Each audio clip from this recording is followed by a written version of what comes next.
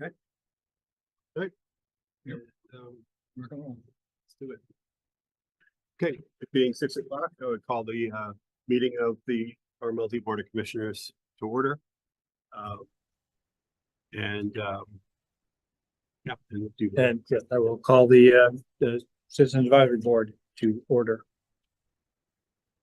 Okay. Is there any public comment? Particularly, One more person is joining.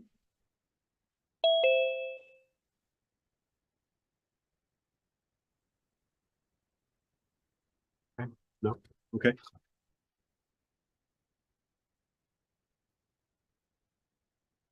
No public comment? Okay. It's like Liz, her is still connecting to audio. Well, if Liz has something to say, then, maybe let me know. Okay. Otherwise, why don't we move on to comments from the liaisons? Do we have any liaisons for the boards here? I don't think so. Okay. And And- another public. So want to go forward with Okay, Jason, you want to read the motion for meeting minutes?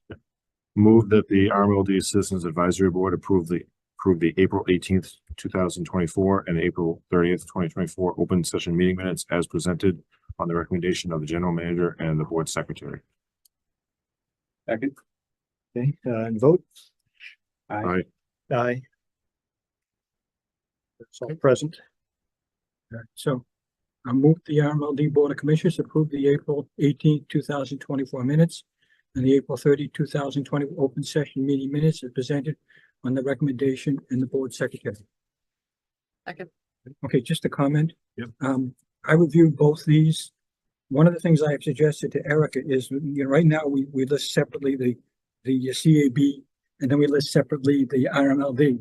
I think it may be a lot better if we just list them all as one set of minutes, because it's the same thing. I mean, Jason looked at it first and then got his comments to me. And then I incorporated that and made my final comments. Oh, for joint meetings, you mean? Yeah. Oh, I see what you mean. We should Yeah. just do one set of minutes instead of having two sets. Because right now it's the same, both sets of minutes are the exact same Oh, yeah, thing. that's a good point. Yeah. Well, Exact same thing. yeah.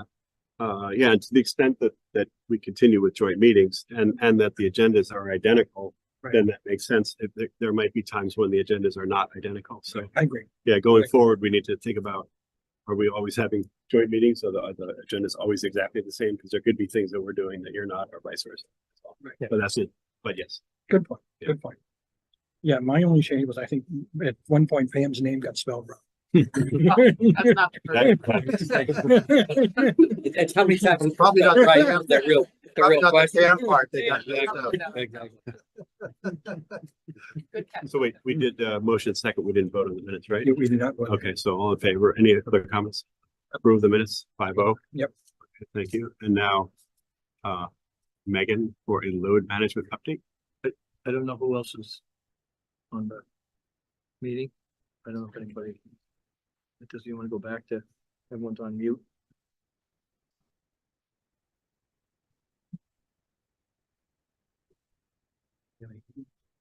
Well, that's What'd she go? they have. Yeah, I don't know. they I don't know who they are. They're supposed to identify. Oh, yes. The presentation. Then if they can't identify themselves and they're in the meeting, right? They're supposed to, I don't know who. Oh. Well, they're allowed to be in the meeting, right? I mean, it's a public meeting, To identify themselves. it's an open meeting, yeah. Yeah, I don't know. I thought you had to But identify. if they yourself. comment, they have to identify themselves. If they comment, they would, but if they want to just be there watching, because they're trying to get to sleep or whatever. then they could do that. Yeah.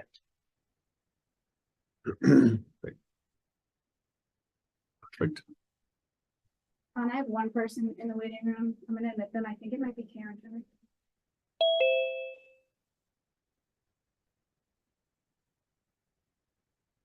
So the context for this, Megan's the new director of IRD. She's been with us since February.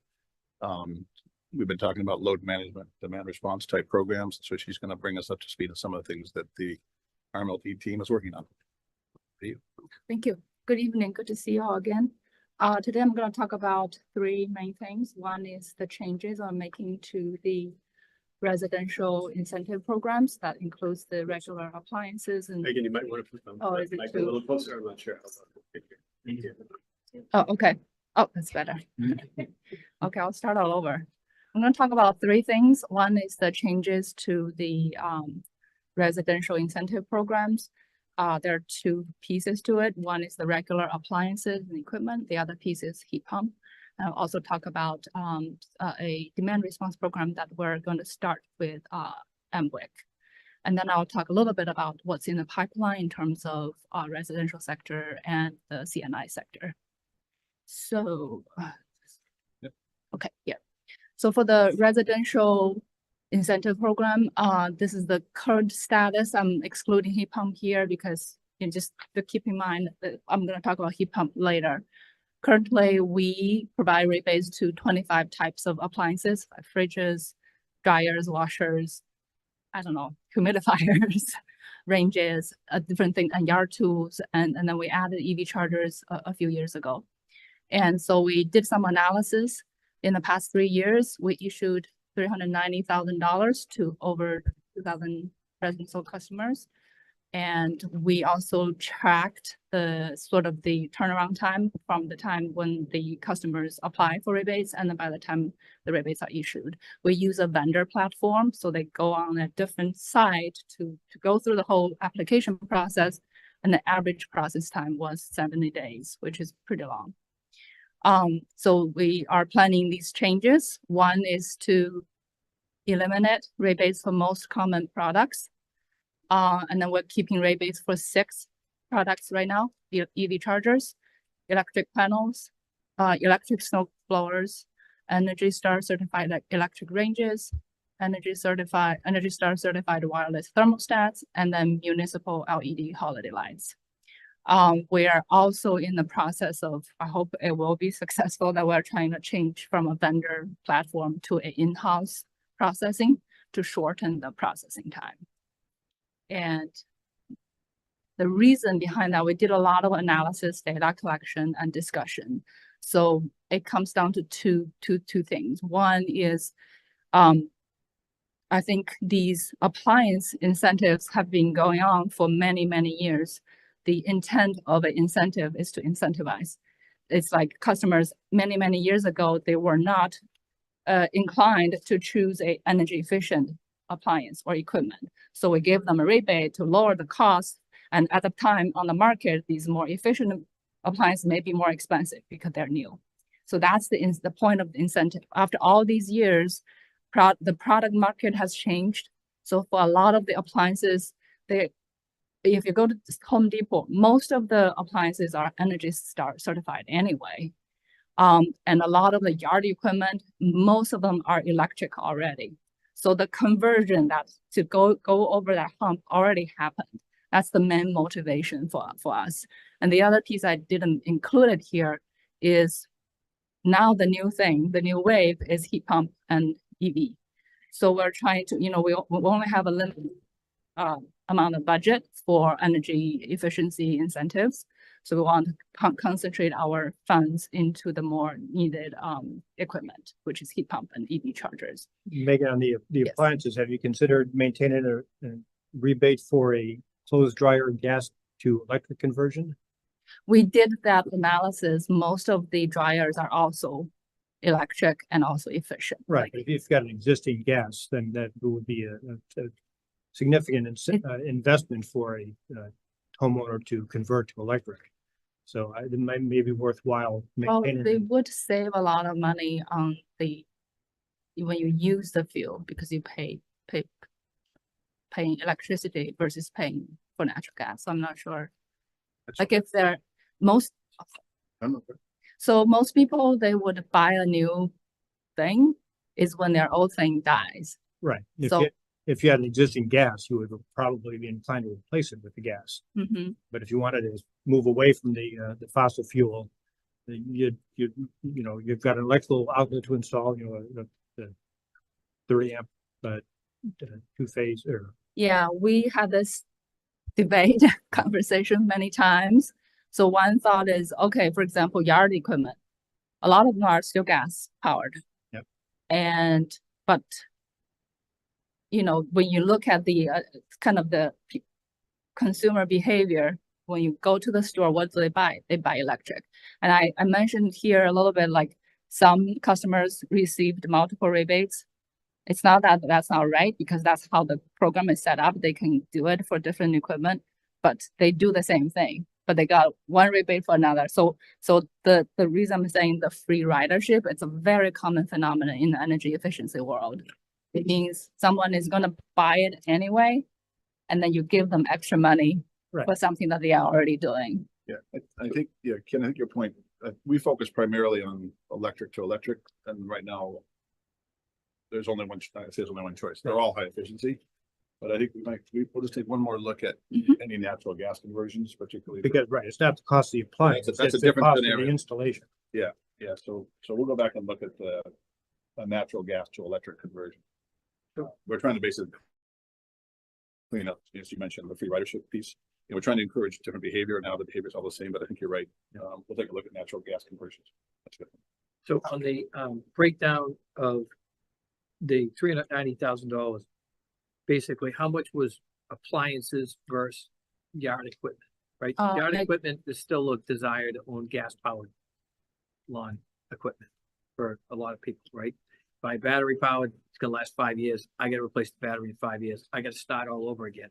So yard equipment is a much different ballgame than an appliance, right? Appliances, can last 10 plus years, maybe hopefully, right? But a lawn equipment, a battery life on a heavily used discharged battery is a lot more consuming. So that will die. So I don't know what the percentage is in the $390,000, how much are appliances. I understand the appliances side, Yeah. but on the yard equipment side, that's where I'm kind of. So there's the Yeah. hand yard tools, the trimmers. and Trimmers, the- mowers, all that. everything. Well, lawn, the electric. trimmers and mowers, so we need, the area where there's still a significant amount of gas powered available is in the snow blower. As we started looking at the hand-based tools, almost 90%, if you go in Home Depot or Lowe's, whatever, you're gonna end up buying electric. Just because that's primarily what's available, unless you're a purist and you really want the backpack. Yeah, and On the backpack. I'm with you. I get it. Yeah. I get it. But on the lawnmowers, most of the lawnmower, if you look at, Yeah, you go down. distribution of lawnmowers, it's, there's 12 different electrics and there's 2 gas. Yep. So there's gonna be the purist, and I say purist, they're gonna be they're gonna be the ones that are gonna stick with natural gas, gasoline. But on the one place, to exactly your point, the one place that we did not, that we held the rebate on was the snowblower. Snow blowers. Cause we'll see how fast that goes. Snowblowers has a whole different. It's been a while since I've looked at lawnmowers. Was that just push mowers or like that, or even the Yeah. riding? The riding The one. riders, Even the- these are these triple pack, it's Okay. one- Yeah. We've but I seen, just- we've seen residential customers buying a heavy duty, almost like commercial grade mower and then get a rebate for it, which really is not a good incentive. Well, I just, on the lawn equipment, I just was kind of curious at how much of that is. Yeah, I can definitely buy that. Because the appliances, are gonna be $1,000, right? So it's gonna be hefty, but, small stuff, okay, but, what a ride along, what was gonna be somewhat similar. So if you had a choice between a gas or an electric, it might be an incentive still on that side of the house. What is LED municipal lighting? Is it I think is it it's- ready? Or is it like, is It's- it? So every year, so this is part of the whole. I made a run at this when I first got here. We should leave it in place. It is basically, we rebate up to $500 a year to each of the towns for them to buy LED lights and use it for their holiday display. And every year, we get 4 applications in and we. Yep, okay, yep, It's okay. part of the It- it program. just So shows that- It's good PR. Yeah, no, thank you. I'm with you on that one. Conversation. Where do air conditioners stand in this change? Air conditioners were not part of the program. To They be, used to be. I remember I got, oh, you get a free rider. I probably got $50 for buying a window AC a bunch of years ago. Is that congratulations. gone or is that still there? It's not there. That's good. But is there, The last 3 years, no. okay. But is there any consideration to incentivizing the high SEER, like the 14 or 18 or whatever the number is? Like if you walk into Home Depot, it's 10 or 11. Mhm. And it would cost a lot more to get whatever the number is, 18, like double. Get a heat But- pump. Yeah, I was gonna say that. That's. You're right. I mean, you're absolutely right. Heat pump's $15,000, right? Today, a window AC unit's $1,000. That's the thing. Right. People are walking into Home Depot and I'm always struck by the I'll stacks. give of you 10 an steer, example. you know, sitting in Home Depot and people are walking out of them every hot day. I'll give you an example. A customer, new house, new heating and cooling system, he used propane. Then he discovered his little basement doesn't have the equipment. So he went to Home Depot, bought a $4,000 heat pump. And then he asked for a rebate. We give them $3,000 based on the rules of the program. Mr. Cool. So it's not really, exactly. Yeah. So it's not really helping to electrify. It's That's an outlier. It is an But- outlier. That's an Yeah. outlier. That's not that, you know, okay, someone got a good deal. Okay, that's an installed. outlier. That's not the majority, right? Well, to Ken's point, I would like to see a rebate where we offset gas dryers. There is no energy efficiency on dryers. Dryers are not energy efficient. Your efficiency of a dryer is how much water you can wring out of your Yeah. clothes before you put it in the dryer, which is why you get energy efficiency on washers. You don't get an Energy Star rating on dryers because sort of by definition, they're not energy efficient. Right. But I think supporting the conversion away from gas, as Ken has suggested, I would say, that would be a good place to support that. We definitely had similar discussion on ranges. And then one thing is to ask the customer to verify that you are actually replacing a gas fueled equipment. And it's logistically, it's difficult. Yeah. But we'll look into that. Yeah, to ask them to take a picture and then when was that picture taken? Where was it taken? When you get to the details of the program, it just gets wild. One thing we did mention before was basically timers on water heaters. Right, electric water heaters, the efficiency of the water heater. That should be included in the program because if you just have a water heater, it's just gonna heat, stop, heat, stop, heat, stop. But the controls to manage the time that it's heating. Yeah, we have incentives for water heaters. I don't think we split one out specifically for timers, No. but we'll look at that as well. Good feedback.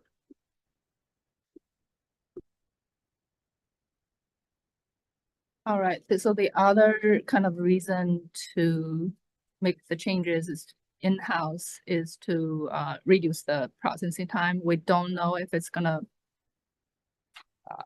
pan out. We'll have a lot of, cybersecurity issues. If we do it in-house, we're still kind of exploring that.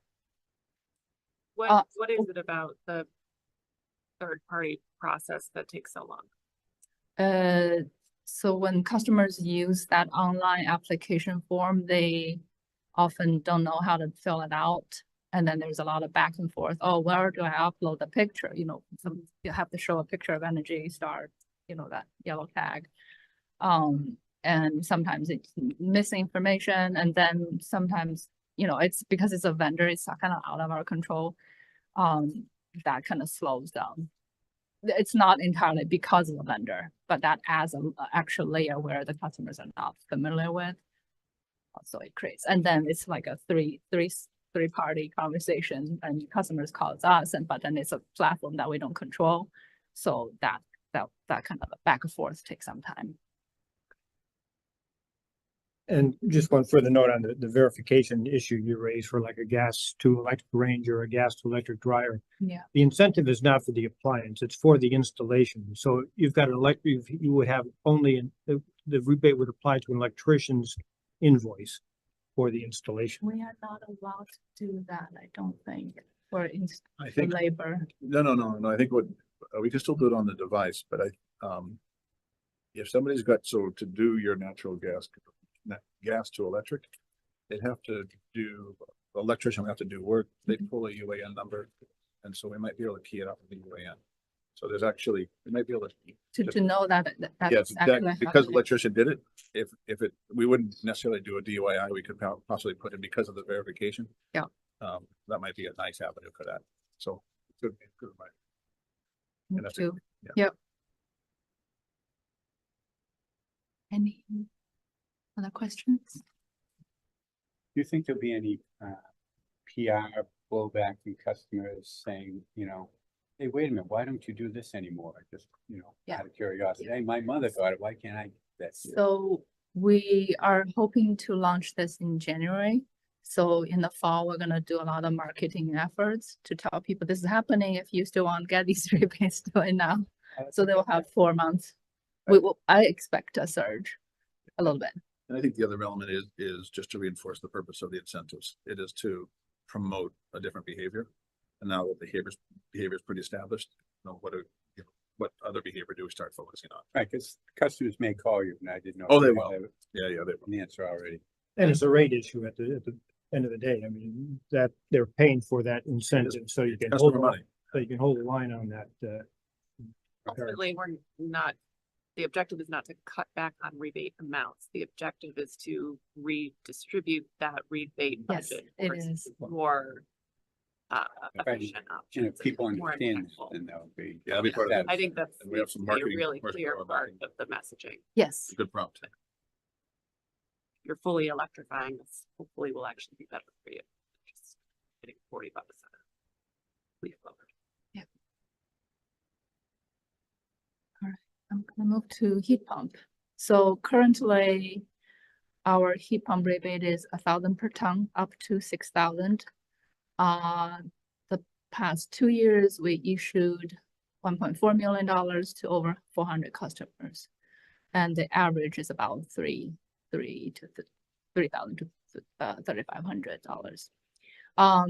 The second point is what I was trying to say, like, I think what we really want to incentivize to do a whole house heating cooling system replacement, but currently only a quarter of the rebates that we give are doing whole house. And then the good news is that this last point, most of the customers, because it really makes economic sense. So 80% of the customers are partially replacing their oil. No, that's the cheaper one. Would have the, another $100 to have the some stuff. There you go. I would, Somebody needs to be muted. The hot mic. I'd like, where'd that come from? Nobody does. It was a member of the public, I believe, who wished to comment. They should identify themselves, you know? Ask them to identify themselves. They're gonna make come. Before they babble. So we're planning, the changes we're planning for heat pump rebate is one, currently, weatherization is an option. It's like we encourage them to do, but this is the common practice in for the bigger companies already. They require weatherization, which totally makes sense because you don't want to install a heat pump to a leaky house. So that's what we're gonna add to the requirement. We're also considering increasing the rebate. We don't know how The max. yet, so we'll think about that. And the other big piece of change is to have much higher incentive for whole house heat pump installation. So $10,000, we're not gonna do per ton anymore. Because I think even right now, in our territory, the regular, the average tonnage that's needed for the whole house is actually only about 4, give or take. So, but the total price of installing that system is about 25,000 to 35,000. So if we provide 10,000, that's a pretty good cash incentive. And then an alternative to that, we're also talking with the Reading Cooperative Bank to have a zero interest loan. And so RMLD will pay the interest on that loan, and then the bank will deal with the customers in terms of the rest of the loan. So the customer, it's a choice. It's either you pay cash upfront and you get cash upfront, or you don't want to do that. You don't have that 10 to 15,000 upfront. Then you kind of stretch out 3 to 5 or 7 years to pay that $25,000 to $35,000. So it's really a choice. We want the two choices to be equitable, so that they make their decision based on their own situation. And then the last one is more like well, is it, why'd you finish the last one? Go ahead. Oh, that's just, the manual J is more of a technical assessment for the heating needs because we're in a cold climate environment. So that is pretty important for the whole house replacement. So we want that to be the requirement instead of the option. Just a few items, the technology of the whole house heat pump isn't quite there for forced air, right? So for forced air, you got a forced air system. Oh, forced air, yeah. got it, And you yeah. try to, most people have forced air. You try to get the technology, you try to get the heat pump. That's not quite there. You No, can stand alone. disagree. Let you know. I looked at it. Today. I've done 2 houses, forced hot air system with heat pumps. I tried to do mine and it was way too expensive for me to do it. Right? So I Well, didn't do it. you're making an economic decision. The question is Oh, the technology. yeah, They've got 2 houses I've absolutely. converted. And it was, even the guy he was talking to was like, yeah, you can do this, or you can do 2 independent units, which he thought was more efficient, right? So my point Yeah, being. go ahead, yeah, go ahead. My point being here, you're talking about whole house, right? So that we're moving to a whole house system. Even if I did a portion of my house, I'm still accomplishing the goal, right, of reducing, my energy consumption on fossil fuels. I just think moving towards whole house or nothing No, that's isn't not the what we're right. saying. Well, that's Yeah, we're not, okay. That's what I'm reading. we're not, Sorry, yeah, we're not taking away the the person. regular. Yeah, we're trying to create additional incentive to do whole house. So we're not eliminating the current Oh, incentive. I thought this was. Yeah, this is the okay. change. I Yeah, thought we're it at- was- It's an and. Yeah. Okay, I apologize. I thought this was, no, we're shifting from this to this. But you But do, then the other comment, with $10,000, that's great. You can incentivize on the other end per ton to kind of equate to that same value, but 0 interest on a loan, we're paying the loan at at what interest rate and for what period of time, things are 10% or whatever. That could be a monumental amount of cash. so on that exact note, the structure we're working right now is to make the 2 roughly the same for a comparable system. And so, as Megan mentioned, we'd basically be prepaying the interest. And so we're working through, so we've had several discussions with one of the local banks. Once we get that kind of figured out, we're work through the rest of them. We're trying to learn what Mass Save has already done. E&E, you guys remember, Ben Ragucci was here back in the springtime. He walked through a program that was state sponsored. So at the end of the day, the intention is still to have it be comparable, as Megan mentioned. The choice between either you can take the rebate or you can take a 0 interest loan. And the numbers we're looking at right now is to try and make those 2 numbers the same, roughly, in terms of dollars per system installed, and make it just easier for the customer to choose A or B. And from our perspective, it's 6s. That's what we're trying to. That's the intention behind it. But you do bring up a good point, Bob, and we got to make note of this. So when you think about a whole house, it doesn't have to be a single hyper system. It can be multiple Exactly. systems. Yeah. So It's to cover the heating, cooling needs of the whole house. It doesn't have to be one single as system. an additional option. Yeah, no, and then the IOUs do cover the cost of weatherization, where, We do too. well, Yeah. up to some extent, But right? 25, So we're not, again, we don't collect quite as much money as an IOU, right? And so we don't pay quite as much incentives, but we put the weatherization program in as a pilot last year. It's working pretty well. So we're looking at, do we change the amount of it? We probably won't change what's covered. We're doing primarily insulation and air sealing. But the second element here is that we wanted for air source heat pump system as opposed to make it optional, make it a requirement. That's the second piece we're looking at as well. But weatherization, weatherizations, they are the fastest turnaround, the fastest payback program you could possibly do. Nevertheless, people still would like to have an incentive to encourage them to do it. So that's why I put it in place last year. Other comments, questions? Does the whole house system require that the homeowner decommission their fossil fuel system? I think that's a mass save requirement. It is a mass save requirement. yeah, even so, I don't know if DEP's upcoming clean heat standard is discussed at meetings like this before, but even for them, that's not a requirement. It's a self-certification that they won't use it unless it's absolutely necessary, because I think sometimes you have to prepare for the emergency. So a lot of households will keep the system as a backup. I mean, That's our current thought process. Yeah, As opposed to mandate and monitoring. Yeah, I mean, as a practical matter, I would not want to be without the backup, but, Yeah, we're looking at customer service and customer relations. Yeah. That's a high priority on this one. yeah, I mean, But I mean, the backup is a little bit of a myth in terms of, oh, I'm gonna go to electric, but if power goes out, I want to have gas as a oh, you backup. want to back up But for. your gas burner is electronic fire, so if you lose No, yeah, power, you're the- gonna lose heat too. The backup is for the cold days, and I've, Oh, so you're talking, yeah, Yeah. the buffer on the very cold Yeah. days. And that's more of a confidence thing than oftentimes. yeah, I mean, I've got a system, that a 2-year-old system that, very high efficiency. It does not keep the house warm when it gets down to 20 degrees. So the boiler The starts whole running. house ones have an internal heating element that turns on, that will, so you're not using. Okay. heat pump anymore, you're Right. using internal Okay, so a heating whole element. house will have So- electric resistance. Yeah. Resistance Okay. heating Okay. supplemental, that. right? Okay, If you're doing the whole house system, you won't have that. Okay. issue. And you can go ground source and then you don't have the Yeah. defrosting element. That's cost. That internal heating element literally costs a fortune. So when you run that, you're running. For those For days that you do it. Yep, there's always, I mean, That is, again, that is, So that's for the 3 days of year when you hey, might need you it. don't, we don't know that. We don't know Yeah. that. We could be a 2-week deep freeze. We could be who knows, right? lots of variabilities.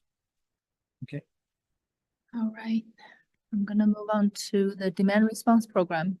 So we literally this afternoon, we're talking with MWEC to finalize some of the details of, I'm so sorry. Yeah, Can yeah, you- Can, I didn't realize you were done with that topic. When do we think we'll finalize the details of the program changes? in the fall, September, October, Totally. because we want to have enough time to tell the customers that the changes are coming.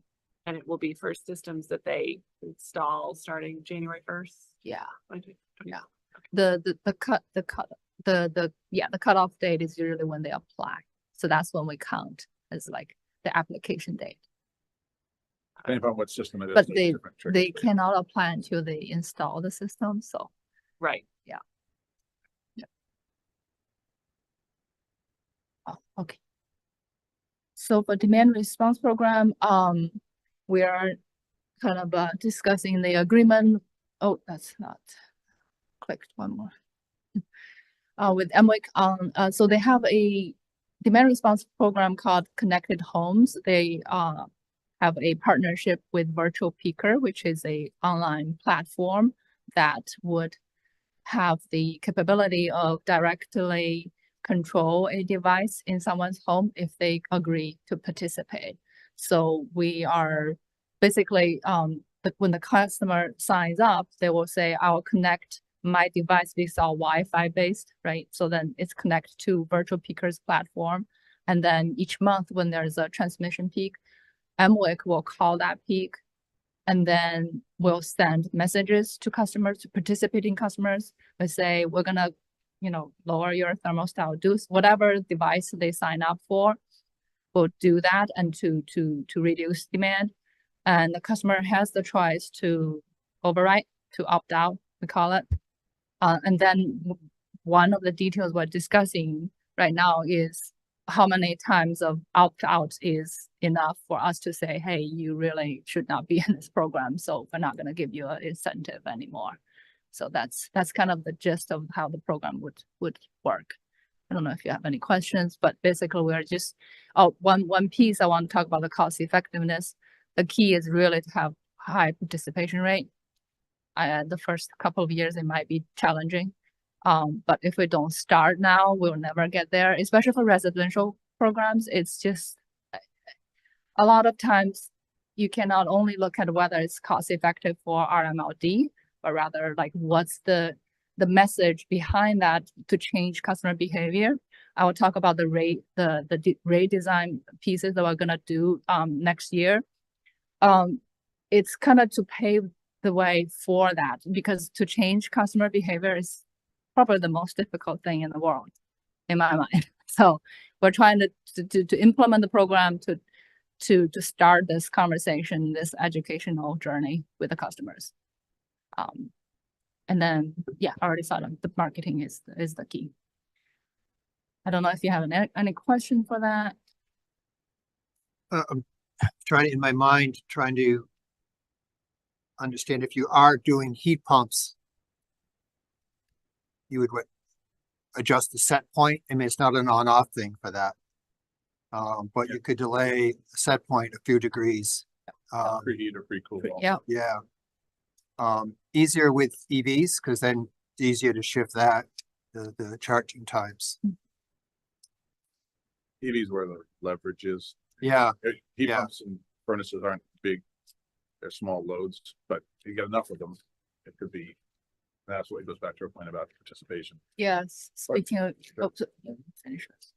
I was just gonna say, speaking of EV, this is the other kind of a demand response EV related initiative. They were in discussion with a new tech company called Stepwise. They got some funding from SEC and in partnership with us. We didn't get the funding, we're their partner in terms of our territory is their test bed for this new product. It's called EV Tap. And it's the main function of that is to avoid the cost of upgrading the electric panels if they install a level 2 charger at their home. So that's the first drive. And the second one is they also are developing a kind of a similar, a platform that can kind of modulate the charging and discharging. It's not just stop charging or start charging, but rather modulate the charging to do better demand response. So in terms of like, when you do demand response, if everyone is doing in these hours, and then you preheating, pre-cooling, the peak will shift before that peak period. So modulating will help to really smooth it for a longer period. So this is another program we're trying to implement. And one element of that is potentially to design a new rebate just for load management devices, which can get technical. It's like, where's the boundary that you call load management? We don't want our customers to go to Home Depot to buy something and then it's called load management. So we have to define that kind of a technical boundary of that. So For the rebates. yeah, for the rebate. One question on the stepwise. Anytime you perform anything on your electrical panel, it's an electrical inspection required. Exactly. A lot of times, everything listed in there has to be UL listed. Yes, it is. Okay, so this. They came in and demoed their product. It is UL listed. And also it's not attached to the panel. It's between the panel and the EV charger. It's a load limiter. It's a current limiter for all intents and purposes. Is UL the new product? But UL, because it's got the UL approval. That was one of the requirements before. And you guys know, we don't endorse products. We don't promote top products. But we're going to create a rate and an incentive. And as part of, again, the key thing is demand response or load management on the residential side. So it's another tool in the portfolio. So load management device rebate does exist in California. So what we are looking into, like how they define that and maybe adopt some of that. Learn from others. So back to the prior page with the connected homes piece, this would be connecting devices that residents purchase themselves, or would this be connected to the meter upgrade plan? It's their own devices. It's like the so-called bring your own device program. So it could be their own battery, it could be their EV charger. It also includes the EV telematics. So now some OEMs, they can do the control directly on the vehicle instead of through the charger. And it could be thermostat. I'm missing others. But it's Wi-Fi based. So basically the signal goes out. So when they register the device, they register an IP address. And so then when the signal goes out, it'll alert them. They can choose either email or text. You can opt out. So you opt in to participate in the program. And then when the alert comes, if you want to opt out for whatever reason, you can do that. But the system is automated so that it will send out when the peak comes through, it'll send out an alert to that particular IP address to adjust whatever the adjustment is. Typically on the way the configuration works on thermostats, it's basically a 4 degree increase, whatever it is, from where it is currently. Yeah, 2 to 4, that's right, 2 to 4. So it's not, yeah, so anyways, but it's all like, it's a touch-free system, and that we're very careful about not going for liability reasons. We don't go into somebody's houses and make all these changes, just like when a heat pump is installed or an EV charger, we do a rebate for it. But we're not owning the equipment, and we will send signals to control the equipment. Bottom line, we have to be very careful of liabilities and endorsements, but that's how it works. Make sense?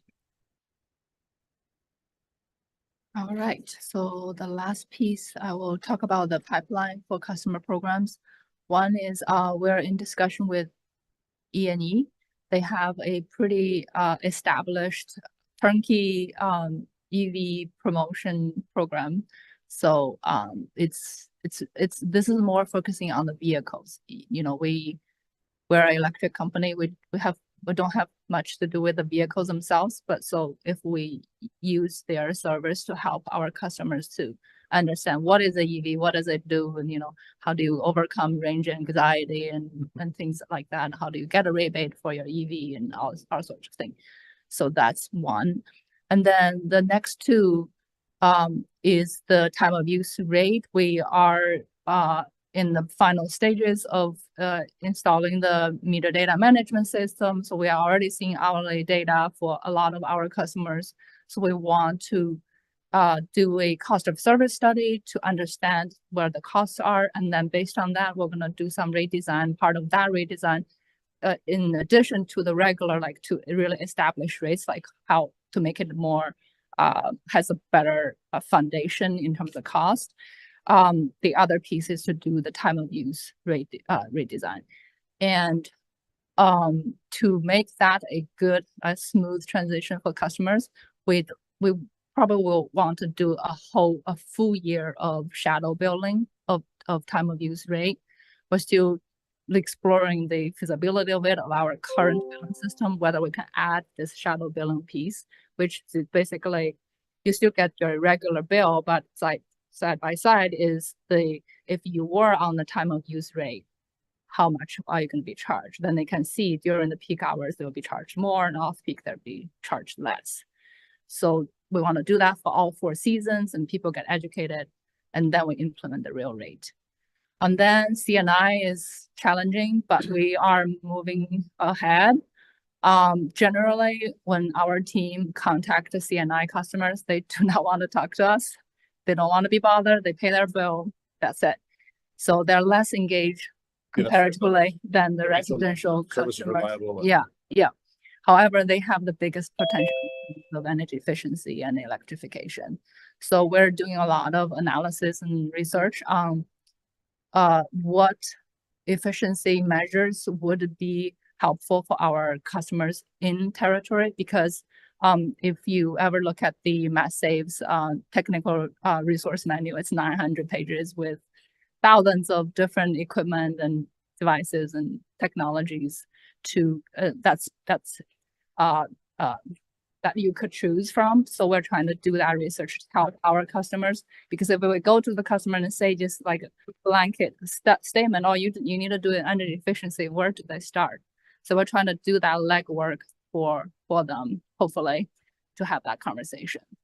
And then we have a peak demand reduction program with the CNI customers. The persistent customers are currently getting credits on their bill, but most of that reduction is passive. It's like during the peak hours, if they happen to have lower usage than the previous hour, then they will get some of the savings. We will share that savings with them. But I think it would be much more helpful if we can have them to do active demand response.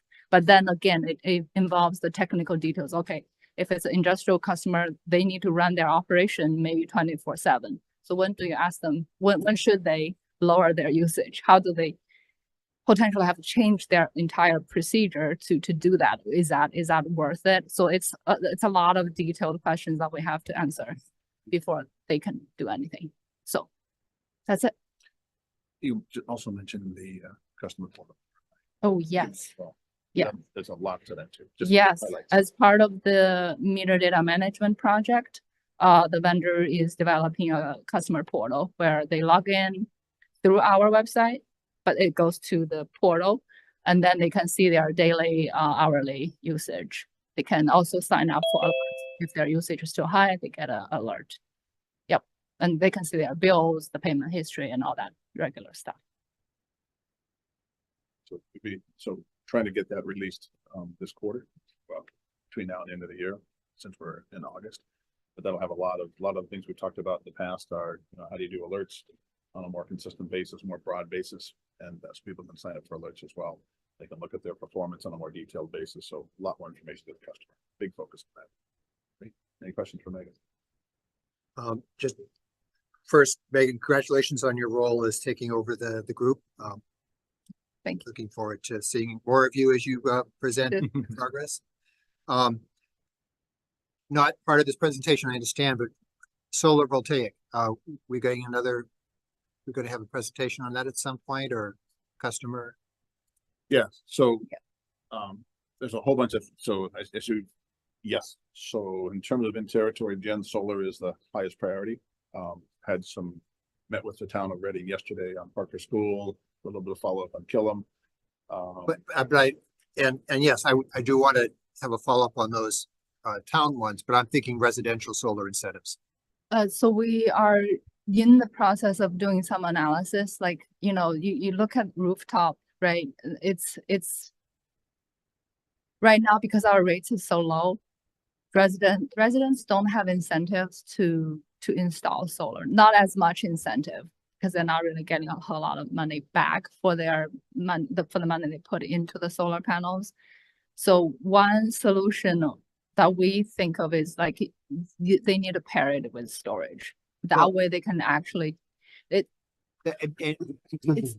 push back on that only in that you've got an oil-fired burner and you've got a gas car. So if you take your energy demand now, you're going like, oh, that's not much power demand. But if you put a heat pump and an EV car, all of a sudden you're going to find your bill's going to be a lot different than what you might have an economic justification for now.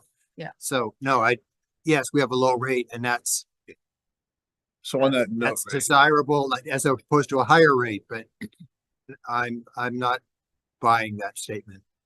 so we have an existing program in place right now. We've had it in place for years, right? And we changed the incentive. We doubled it for a while, and then we brought it back down recently. We are looking at, what else can we do to encourage the adoption of residential? We're focusing on these other programs. which is before fine. so My question wasn't so much we answer the question, it's just that when we will get an update on that, that's a piece of this puzzle that it'll be several months here down the road. so I'm curious, because we are actually looking more at the CNI solar than residential solar. So I'm Understood. curious about your, It's- like, maybe thinking about what are we trying to achieve to push residents to install solar. It's definitely a good thing, but So my concept, if that was a question. Yeah. Is on one hand, we're trying to tell customers, put in electric heat pumps and electric cars. Parallel to that, we ought to say, that's a big electric demand. That's going to drive up your electric bill, even at whatever cents per kilowatt we're charging you on whatever demand response curve we're on. But if your house qualifies, then you could put solar panels on and we'll help with that, because we don't want to have to carry all that demand on our grid because we're expecting a huge load to the system. And if your house doesn't qualify, then we are buying a lot of space for solar panels, buy into the solar panels and join the community solar system, and we'll give you credit for that to the degree which you participate in that. Now we've given every customer a chance to have a solar option, whether their house has an optimum arrangement or not. And it's not based on the $100 bill that you're getting. If it's based on the $300 or $500 bill you'll be getting when you put those systems in place. The only thing I'd say to that is as far as offsetting maybe system improvement on that, Reading would still have to carry the capacity because if a cloud comes over, a storm comes over. I understand. It's Solar not, that aren't working, you still have to have the available capacity on the grid to supply those customers, whether it's solar or not. understood. It's not perfect. Yeah, It's not there's offset. still a It's balance. not offsetting Reading's infrastructure. And not every house is gonna qualify for solar and not every person's gonna opt in, so you'll still be carrying a large quantity of that, but to the extent that you can. Yeah, Manage there's some of so that. part of it. So the focus right now is on load management, demand response type stuff. Our solar, our in territory generation initiative is still high priority for all the reasons we've talked about over the past 6 months. Storage is the intermediate solution Right. That's in play right now, we've talked about before. And But And there's, Jason, that would be storage in the house would be a way to buffer that also. But yes, you're right. The grid has to But still these are carry all the. systems you're relying on the resident or the customer to maintain and keep in working order. And there's a whole bunch. And Yep. there's a whole lot that goes into that. And I don't think as an electric utility, you'd want to take the risk of not being able to supply the load when those things don't work. Reliability is directive number one. Yeah. So there's a bunch of analysis to do on the trade-offs, but In my mind, the most important thing that you said was the incentive was one thing and it's gone down. Yep. Let's do something soon about getting the incentive back up. Yeah. That should be easy. Like, So it doesn't make sense for a lot of people to do it anymore, even if they were looking into it before, the loss of that incentive piece is impactful, so. we'll provide some analysis in terms of, yeah, no problem. Got it. Well taken. great, thanks. And I agree with Ray, but yeah, thank you. Thank you.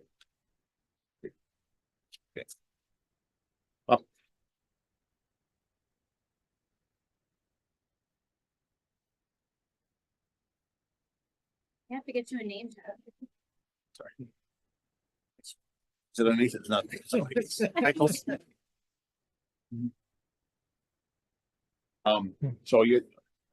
so we're gonna talk about, hedging, power supply, wire.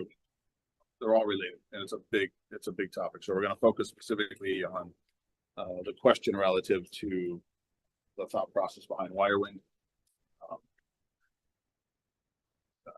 Bob and Ken attended the Monday morning session. Ken did a fair amount of analysis over the past couple of days. But as we kind of dug into it, we wanted to, for some of you, back in 2021 and 2022, we did a lot of work on power supply. We fundamentally restructured in the context of 2021 climate bill. And I'll show you a slide here in a second. We fundamentally restructured our power supply portfolio. Support from E&E and a lot of other people. So we're very aggressive on that. And you'll see it's fundamentally restructured and it's in really good shape. There's a lot of changes that we'll walk you through some of the big picture. In a nutshell, the key points I want to get across are going to be pretty straightforward, right? Power supply is foundational to fulfilling our mission. We just talked a minute about reliability, right? Got to make sure we keep the lights on. The mission reliable, low cost, non-carbon. First and foremost, make sure you supply the customers. Power supply strategy is complex. There's a lot of moving parts. There's no one piece of analysis that gives you the answer. Dave, you had it on the Monday morning meeting. There was some analysis. I guess, do you know this? I'll come back on that. We'll get back to the very bottom. Hedging is a form of insurance, and we'll get into the discussion, but it's basically it's insurance against high priced hours or high priced energy. You mentioned, thinking about using rate stabilization or fuel. We have a couple of different funds. We actually use those in the August timeframe to dampen the upward pressure on the August bills. It also is used to help ensure the reliability. That's why we do hedging as well. There's another complex piece that we won't get into. We won't go through all of it. I'm just trying to give you some big picture context, but there's the concepts of intermittent sources versus firm sources. Our nuclear contracts, as we've talked about before, are firm sources. And whether many of them, even if they're repowering, for example, or if there's a problem, those firm contracts, the supplier has an obligation to provide power from some other source. Intermittent hydro, which we love, wind, which we like a lot, solar, which we also like a lot. Those aren't intermittent and they're not firm sources. So we have to take that into account in terms of thinking about hedging. LMP, we're going to do some quick definitions. LMP is not a useful analysis in terms of looking at your power supply portfolio. You can do it, but it doesn't tell you a lot. We'll get into that as well. I'm sorry, LMP. It's what you call open market. So it's a subset of open market pricing. So we'll do definitions in just a minute. Well, what is the acronym? What's Locational marginal price. okay, thanks. Locational market price. And there's two categories, two elements, real time and day ahead. The wire wind price is, so for the 2025, it is a very good price relative to the forward price curve. There's another term that we'll talk about very briefly. We're not going to spend a whole lot of time on it. I'll just give you the big picture pieces. RMLD is currently highly hedged for 2025, right? Known and by design. There are two drivers in terms of when we look at hedging. One is what's our load look like, it's a load forecast, and what's the actual output of, or what's the forecasted output and what's the actual output of the assets. And we'll talk about that more. The example is, if it's a particularly windy season, then you get a lot more wind. If it's a particularly wet season, you get a lot more hydro. And that's what we've experienced over the past 2 years. RMLD and E&E, we're exploring options. So we are hedged, highly hedged, over hedged in springtime. And we are that's called long, and we are short in the summertime. So one of the things that we're working on is how do we take some of those long positions and move those to fill the short positions. The reason why the long positions are advantageous, our long positions are in high priced hours, and I'll show you a chart on that. And we want to replace them with, so they're high value for many customers. We're in good shape because we have plenty of it. We'd like to fill our short position in the summer months. So those are not very valuable. So we're in a good position to be able to do that. The last piece that is important context, the wire wind project is a 1-year extension. There are no new hydro facilities being built in New England. We were very aggressive in 2021 and 2022 to secure and contract numerous hydro facilities. There are no more. So if we pass on, if we don't contract this wire wind, there are other MLPs that are not as strong in hydro that will pick it up. We will never, well, never's a long time. It'll be unlikely that we'll ever get back. So when we think about this extension of wire wind in particular, we are basically buying an option to buy another year to see how things play out. Those are the big pieces. Presentation. So real quick, I share this all the time. I drive it into the organization. I use it as a reference to how we think about how we run this business. It's a great framework. Reliable, low cost, non-carbon, in that order.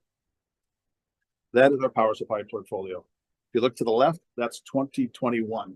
And if you look just a few years to the right, you see 23, 24, 25. Massive, the blue is hydro, a massive change in pink, which is nuclear. You can see also the yellow, massive change in terms of the yellow as well. So a lot of changes that went through the structure. You can't quite read it under there, but that basically says is that the ISO market structure is designed to encourage sellers. Those are the generators. And I did that. Go back. Yeah. To contract long-term to avoid low LMP prices, and it's designed to encourage buyers like RMLD to avoid high LMP prices. I'll talk about definitions here in just a minute. I'm not going to go through all these details. When we think about factors driving power supply contracts, there's a bunch of different pieces. Load forecast is the first key piece, right? And so when you think about how hedged you are, it's what portion are you filling versus where you think the load is going to be. The load changes.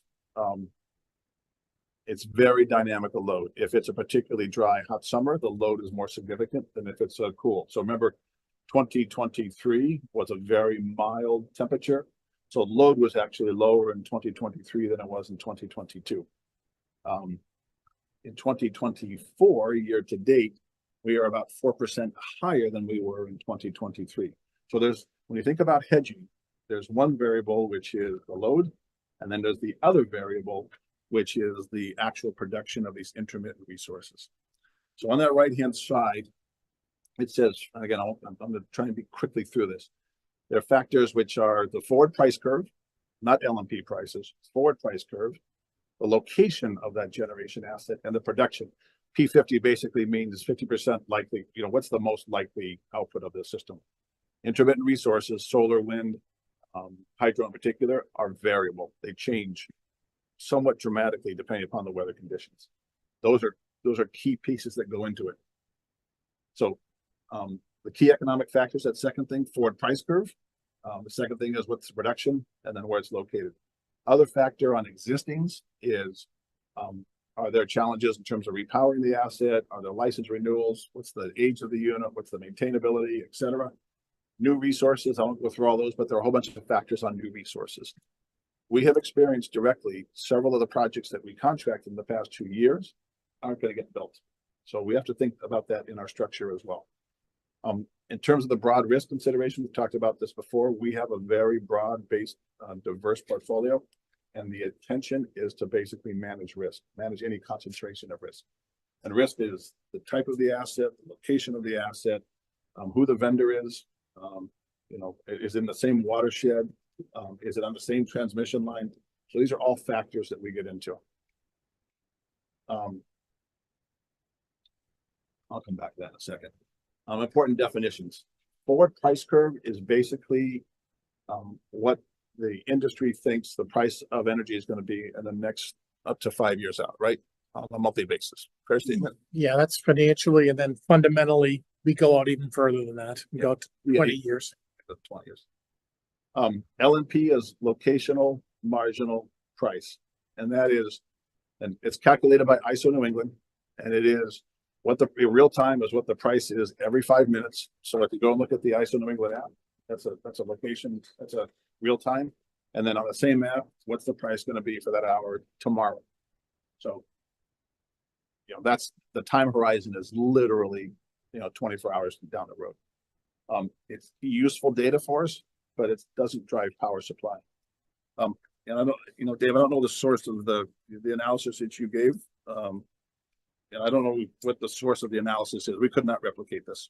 So this $1 million number, I don't know if you could share the data with us. I mentioned in there that after asking you for your financial analysis that underpinned the wire wind recommendation and not getting it, I did reach out to the former IRD director, and he did some calculations. And did he share that with you?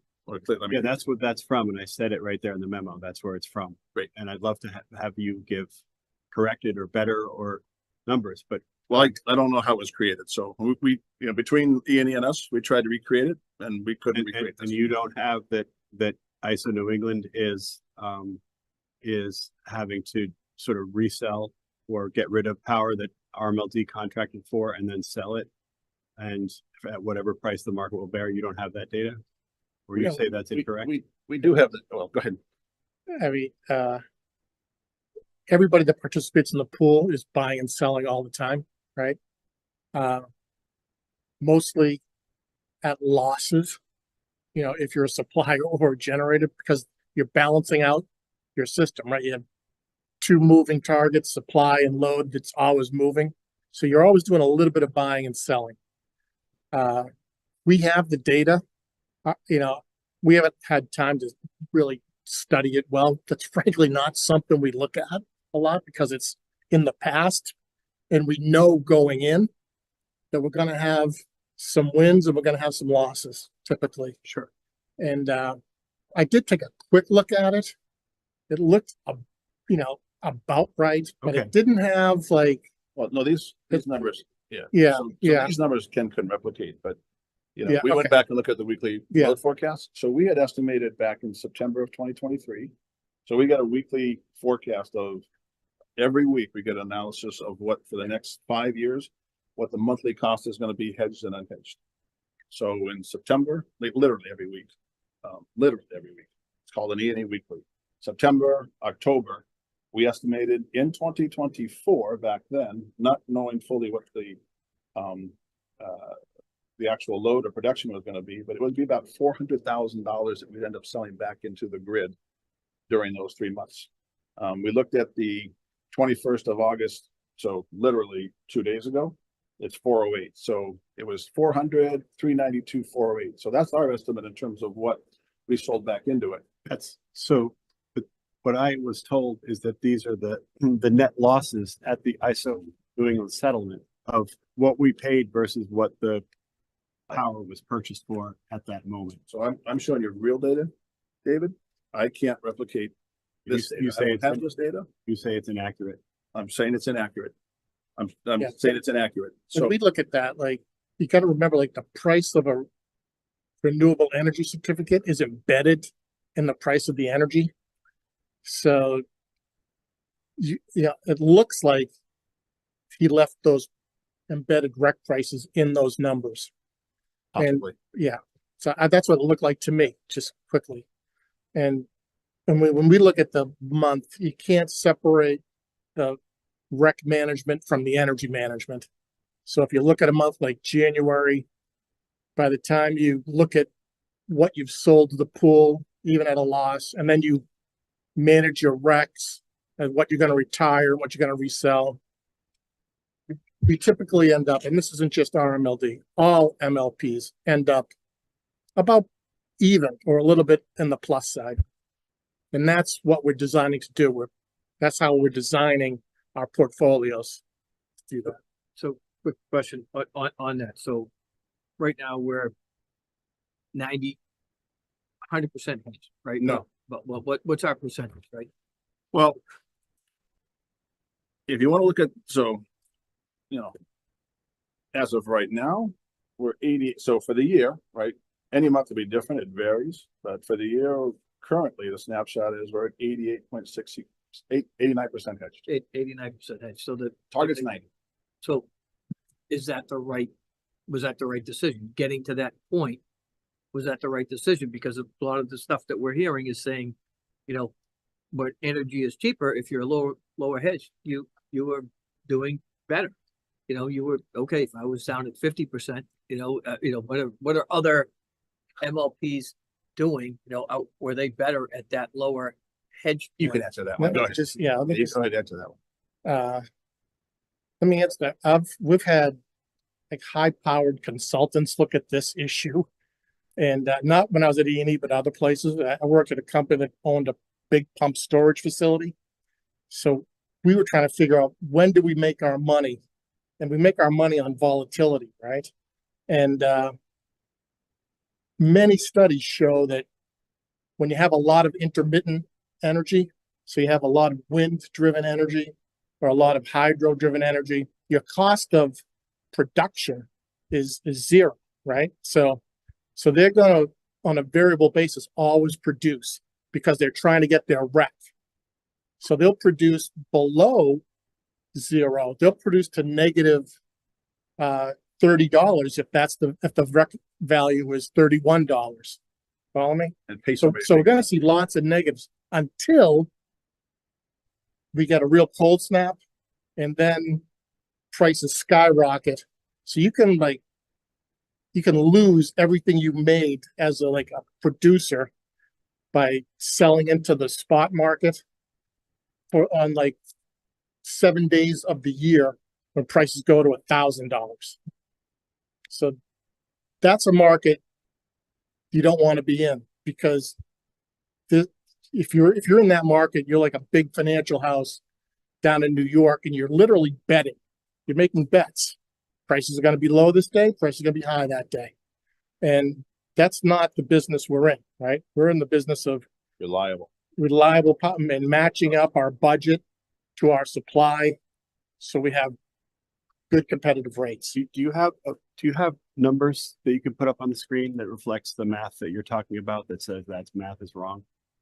I mean, you're saying that it's wrong, but I'm not seeing your analysis. So I don't know how that analysis was created. So the analysis I have is $408,000. That's the analysis that I have. What is $408,000 is what? So in those 3 months, right, we sold $408,000 worth of power back into the market. Meaning? Well, that's the question. What does it mean?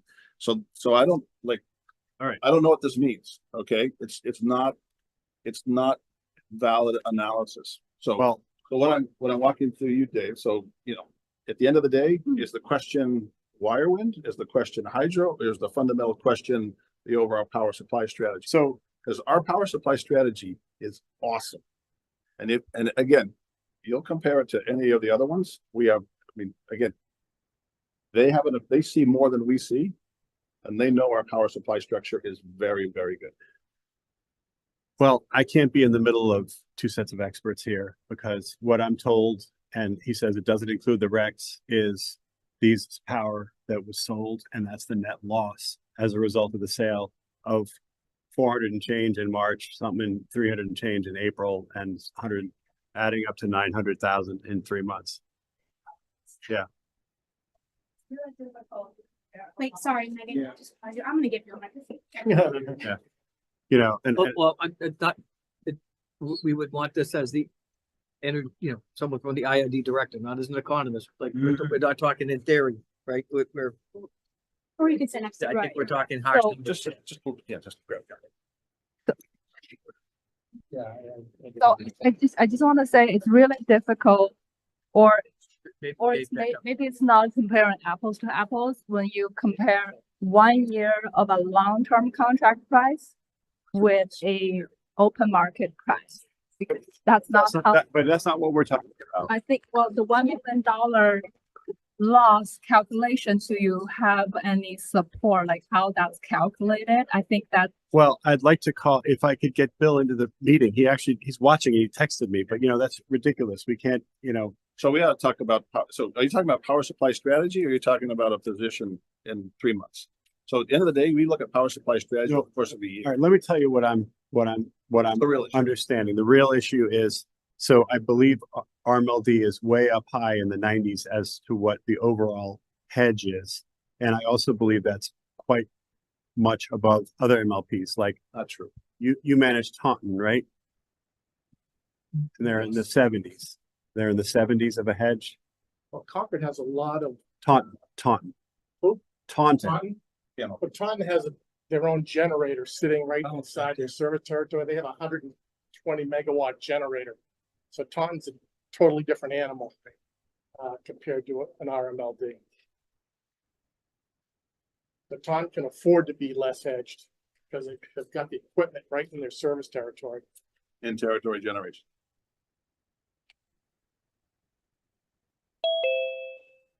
I'm not disagreeing that we lose money, but we know that. Everybody does. Sure. I guess that, going back to my question that I had in the prior meeting and asking for the financial analysis, is to try to understand what is the net impact when you say, okay, we lose money, but we have wins and losses and we come out ahead. You can say our power supply is awesome. Okay, but I think the ask is, what is the actual net impact? we can And if show what that. we're hearing is that the net impact in the beginning of this year was over $1 million loss, however we're measuring that. Share, what is the impact from your perspective on with those pluses and minuses? And then I think the other question was, there was a question around this wire wind contract. Is this better or worse than the market rate? And the answer was, this is better than market rate. We have that. When in reality, maybe it's not better than I market rate. need to just say, and okay, go ahead, Ray, but then I want to just, All right, so my short answer to your question is, we have a profit loss statement that's prepared and audited. So money spent on power versus money collected by the customers, providing a net positive cash flow to RMLD. To break that down into individual contracts might be interesting, but they're all going to be variable. Asking for individual I'm contracts, I'm saying, like, So could what's- we be better? My question is, could we be better Well, if we don't lose all right, well, $1 million well, on this? but we also so save here's my billions of second, dollars. yeah, And that's the question. How do we so show that? I think, so my answer is, on one level, you can look at a profit and loss statement. You can see money in, money out, and how you net. That's on overall, on an annual basis. Are we losing money as an organization? Or are we not losing money as an organization? When you break it down, which what you're asking for, can we do better on one contract or better than another contract? I think the answer is that's complicated. But where I was gonna go with my statement is, as you look forward to future years, where are you gonna see the growth in demand? You're gonna see the growth in demand in the winter, and you're gonna see growth in demand at night. And what power supply will give you additional power at night in the winter? Well, not solar. No wind in power grid. Maybe we can draw more wind off the grid. But to have a little water company that generates power in the winter and at night, it would be a desirable thing to have in your portfolio. Are we making money on that right now? No. Are we losing money to the point that it's upsetting the balance sheet? I don't see it. Okay, so Now, can we do better? I think is your question. And are there ways we can find efficiencies in that? I need to frame because I feel we're all it's we are all over the map here, and I just want to try to get us back to what I understand the issue to be. And then I just got a text that Bill is in the room. I want to let him in because you just told the public that he provided false information. So I'm going to let him into the meeting to talk directly to you. I don't know what the. Well, hold on. So that's what we're going to do. Okay. But first, I want to frame the question as I understand it, and let's assume it's correct, but it may not be, that in 3 months of 2024, ISO New England, because we bought so much power, had to resell it back into the market, and it was exceptionally high. And over 3 months, it was a net loss of $800,000 to $900,000. That's how I was told. I understand you say it's false or misleading. I don't know the analysis. Okay, hang on a second. Now, then the question becomes, we get a contract in front of us on July 25th. It's only 1 year of a new hydro. Clearly, hydro is flowing in the springtime. And if the numbers I just said are true, if they are, then one would assume you would look at, hey, we just lost $900,000 in 3 months because we had bought more power than we needed, and ISO New England had to resell it. And that was the net loss over the 3 months. If that was true, then you would want to say, hey, in July, should we renew for only 1 year? Because the place isn't going to be functioning a year from now. What's the financial analysis that says that's a good deal to do? And we're told it's a good deal. And we've asked you for that specific analysis on Wire Wind of what we're going to pay. And then relative to what just happened in the spring, if it happened. Okay. Please let Bill in the room, because I want him to talk to you directly. This is a public meeting of a public entity, and we need to have the conversation. And if it's wrong, it's wrong, but I'm not the expert. We have the guy who used to be the IRD director and used to run programs at NWIC. So he's in the meeting. So can you let him in? You called him a liar. Let's hear from him. Call him a liar.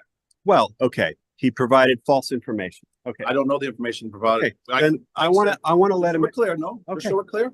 I cannot replicate what he said. Okay. Please let him in. Let him say directly, and let's get through this in 5 or 10 minutes.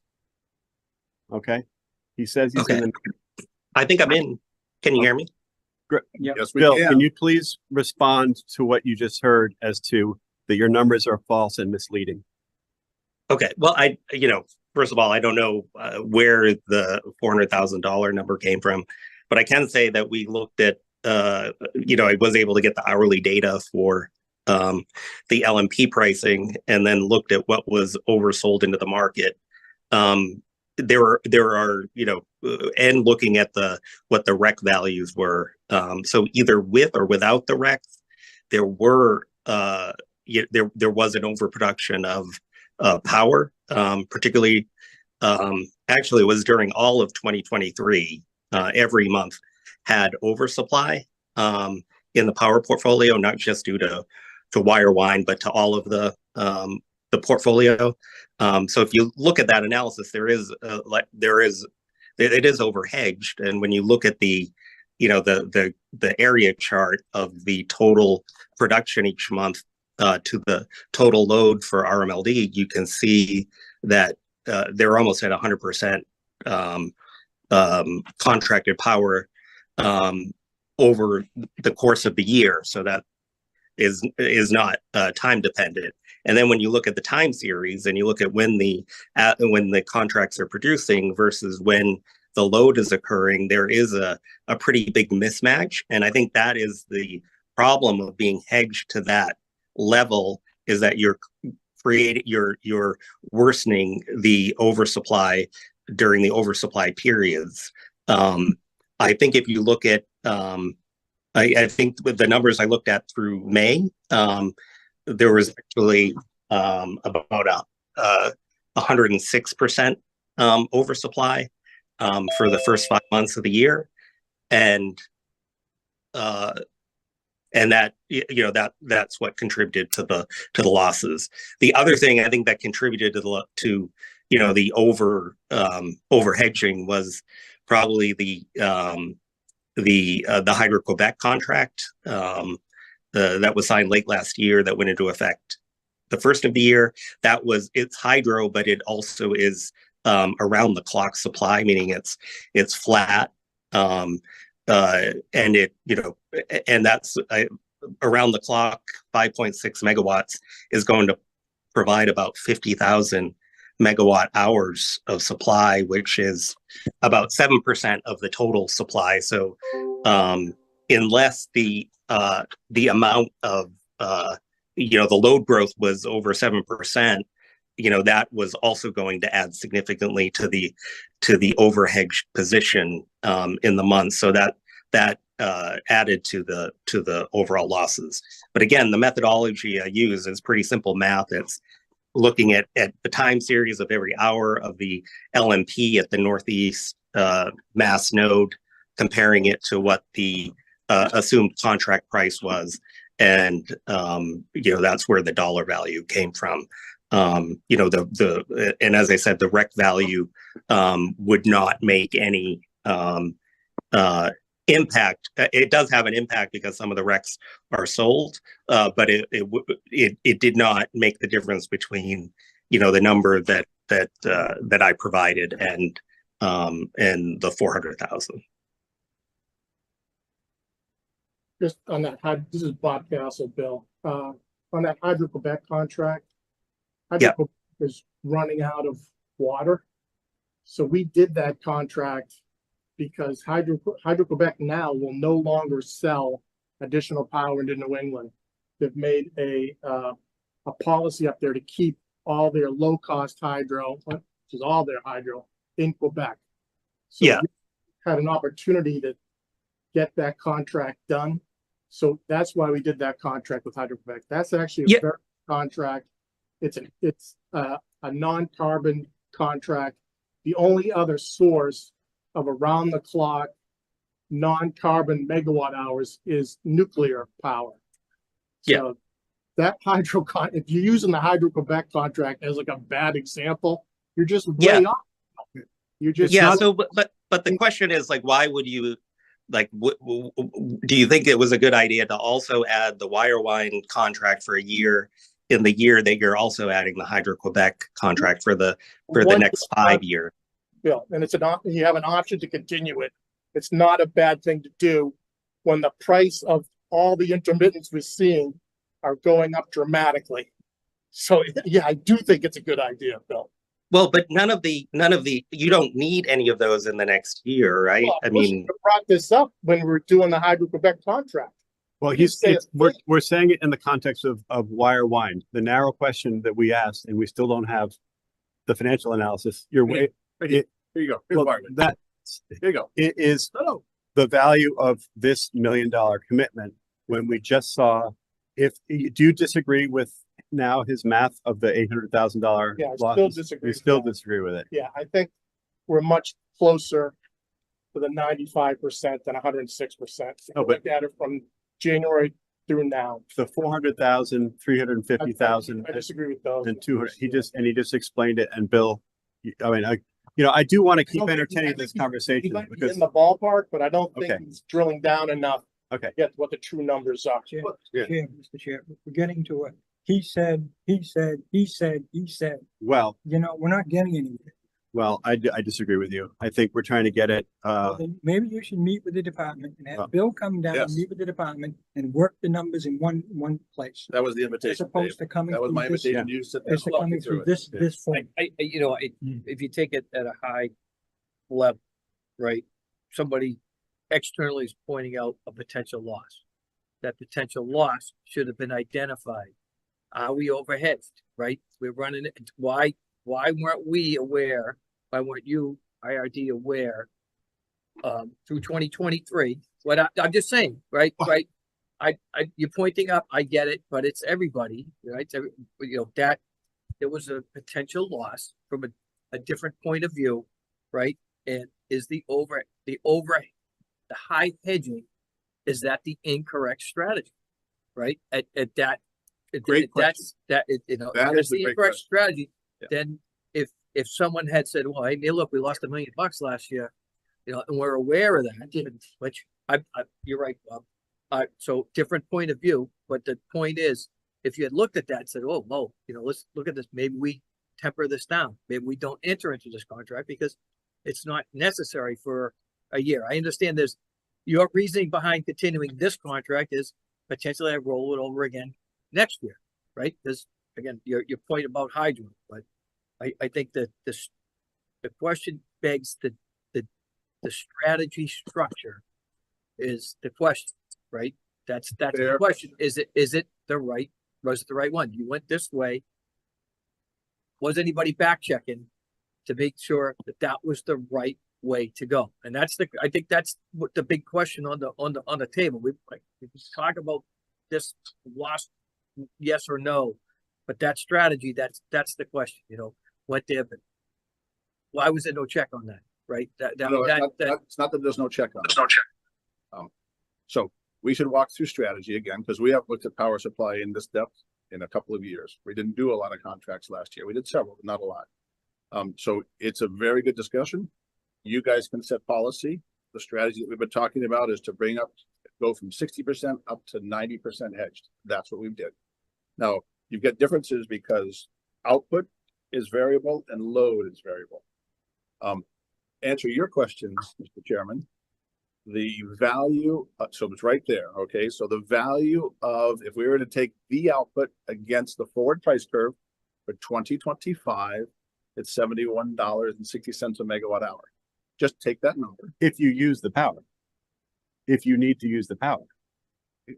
If you don't need to use the power and ISO New England is selling it back into the market as they did heavily in March, April, and May, then that analysis falls apart.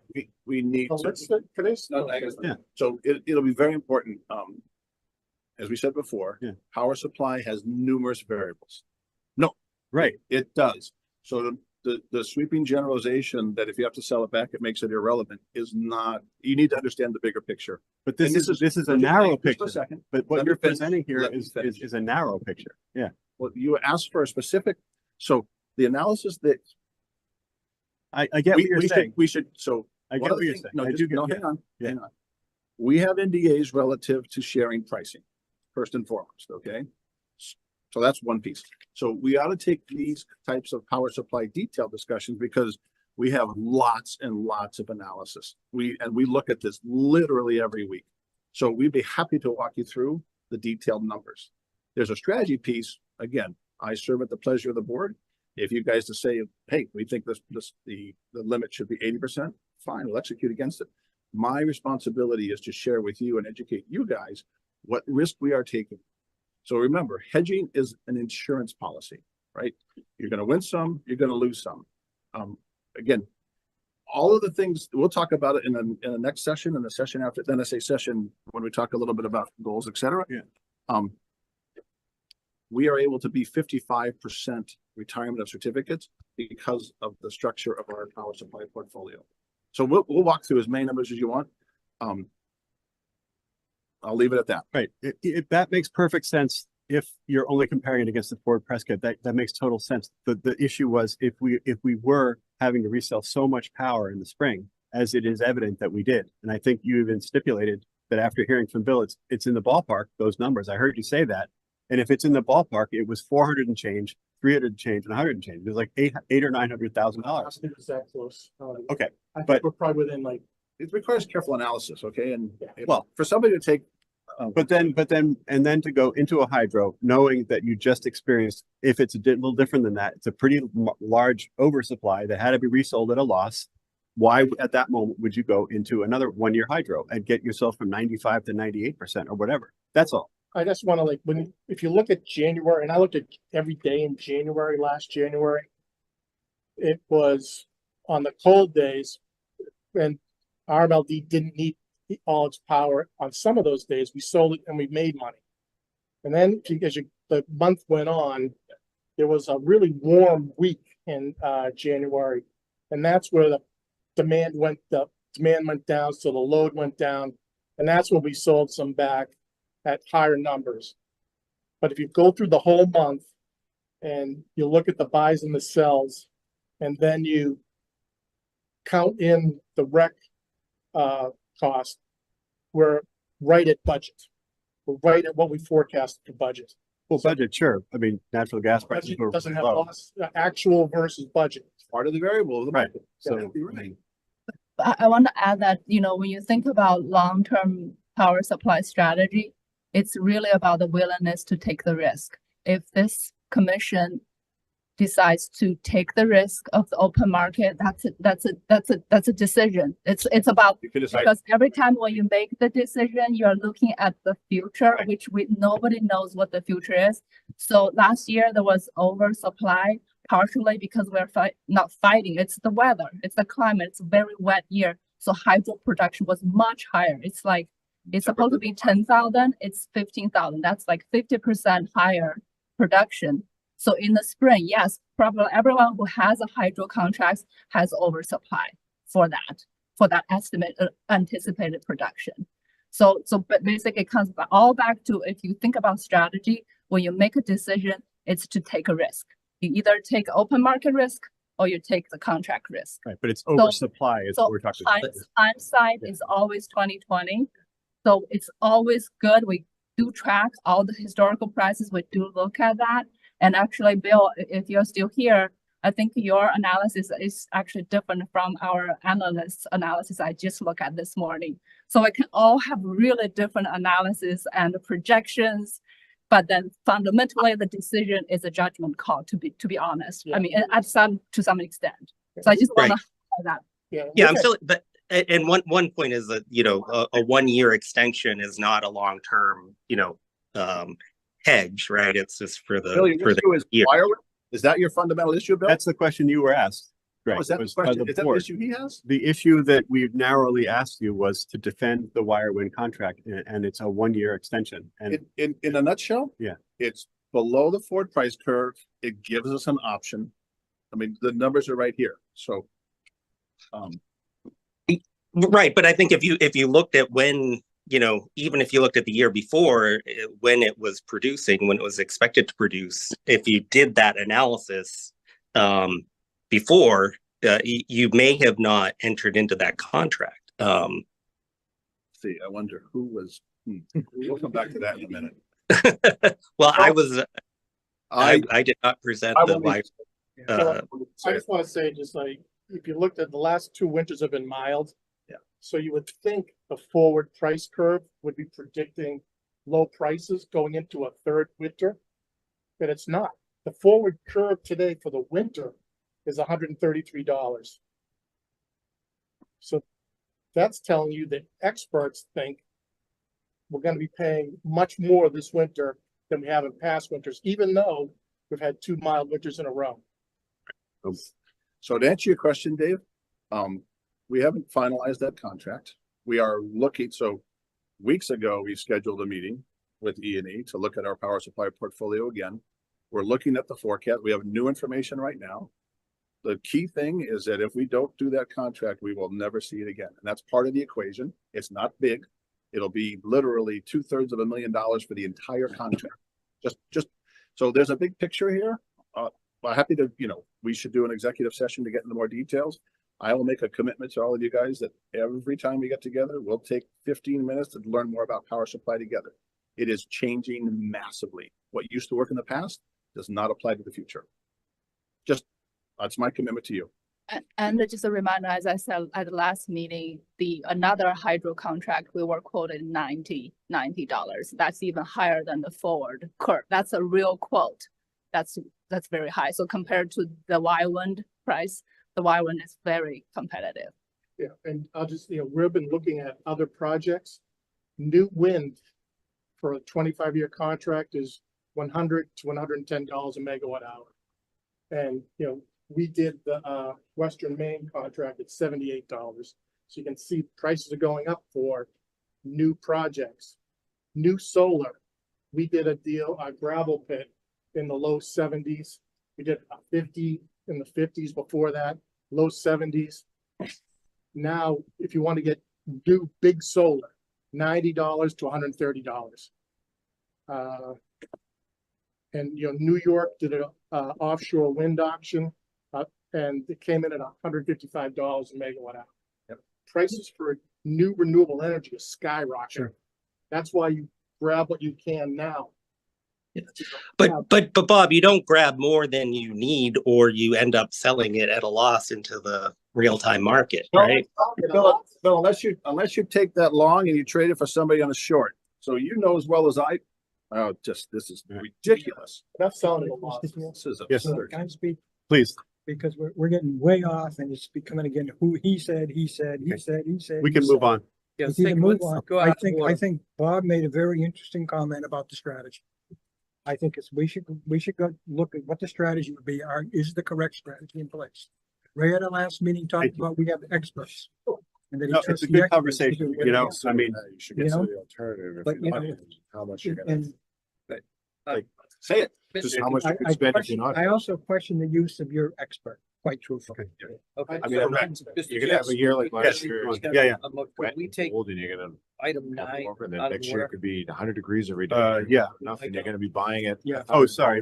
Yeah, so he's, Yeah. go ahead. So let's. We're not buying it now for the future. We won't buy it if it doesn't make sense for now as well. That's it. Okay, Thanks. let's go item, You want to go to number 9? let's go item 9. Okay. So Mike can. Poor Mike's Thank- been thank sitting you, out Bob. there. Sorry, Mike, we would have done you first here. Good luck, Mike. You got a nice. Thank you for coming. Thank you. Bob, thanks. I'm good at keeping it quick, so don't worry about Wait, Mike, are you doing, 8 too? He will do 8. Okay, sorry, We can switch the order. Greg's doing overtime snapshot, but that actually is like. Let's do 9 first. Let's get 9 out of the way 9 out of the way. first, okay? Straightforward. Alright, so the first one is on the bucket truck. So we had put out a bid for a bucket truck replacement. We got 2 prices, one from Alltech and one from James Kiley. James Kiley was a high bidder at a little over $31,000 more than Alltech. And the reason why we selected James Kiley is because well, one is Alltech gave us an estimated delivery date of 54 to 57 months for the truck, and also they had a lot of stipulations in there saying adders if certain dates weren't met. So it really wasn't a fixed price contract. It was all kinds of adders that they can't just sell.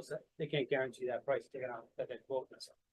So we selected Kylie, and they were within our spec and within our requirement with delivery date. Okay. I think the biggest problem with Alltech, the service like Eversource and National Grid, when they buy a truck, they're not buying 1 or 2 trucks, they're buying 30, 50 trucks off of it. So they'll meet their demands, but when we buy 1 or 2 trucks, we're kind of thrown in the back, and We're small. yeah, they're not really looking to.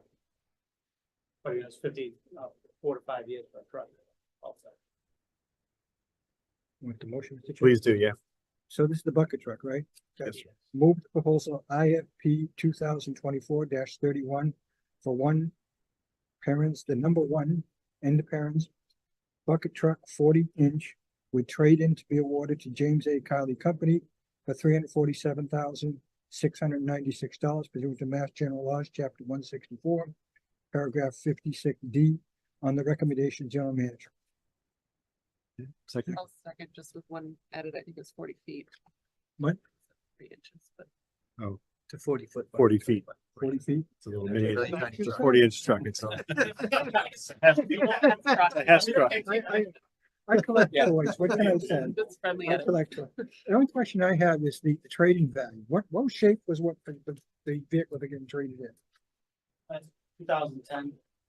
So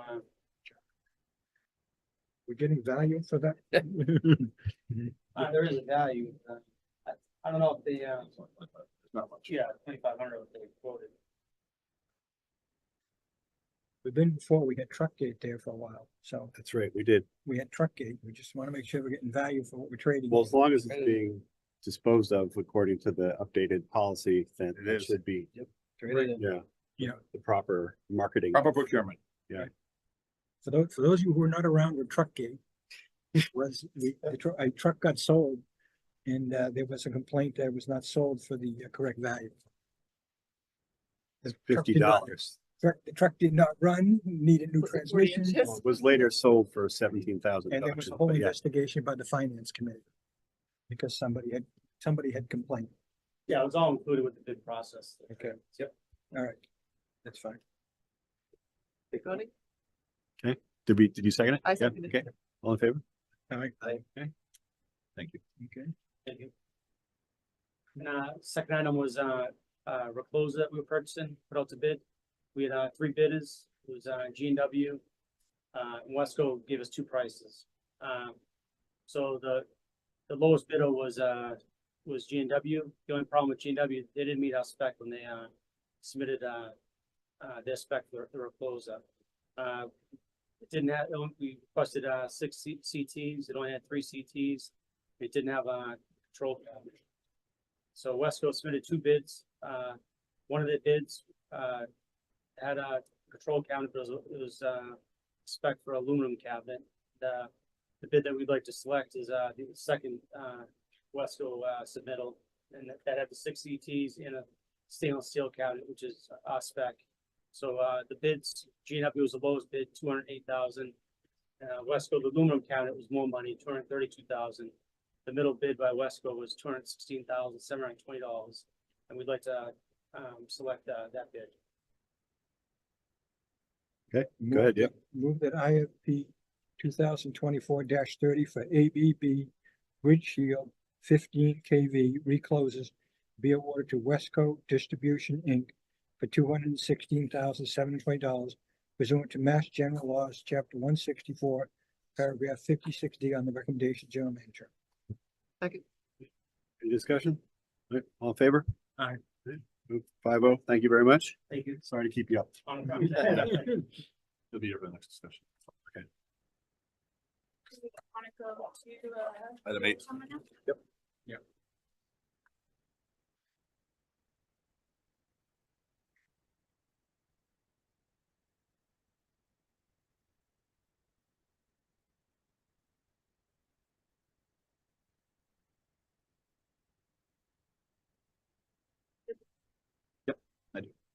So Mike and I are gonna walk through overtime.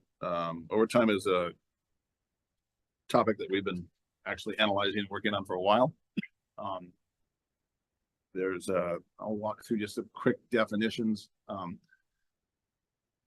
Planned and unplanned are the two big categories for it.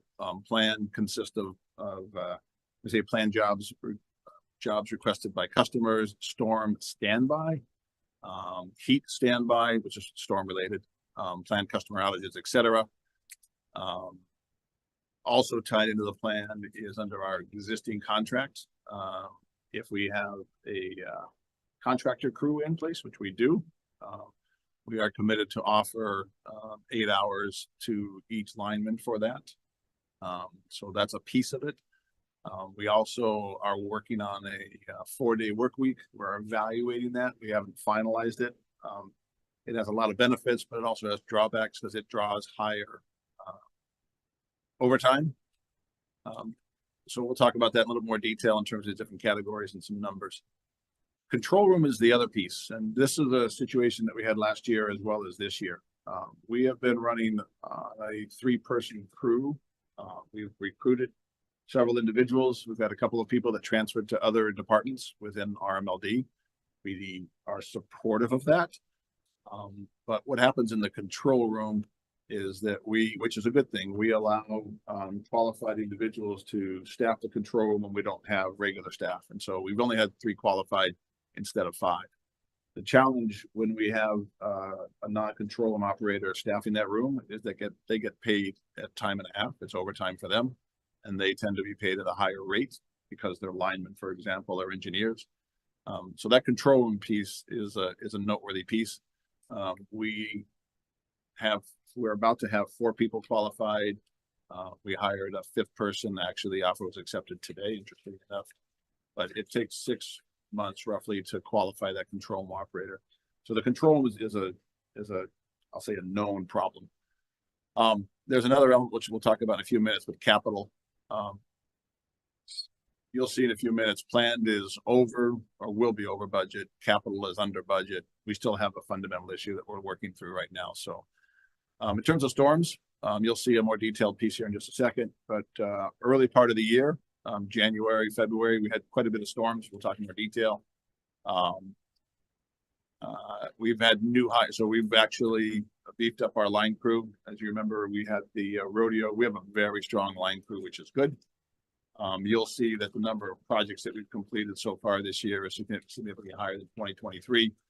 So while there is a higher overtime, the amount of work that we've gotten out is significant as well. We're still doing some additional analysis on it. Yeah, go ahead. I see the mutual aids up there. That's usually reimbursable. It's very reimbursable. Yeah. So that flows. Yeah.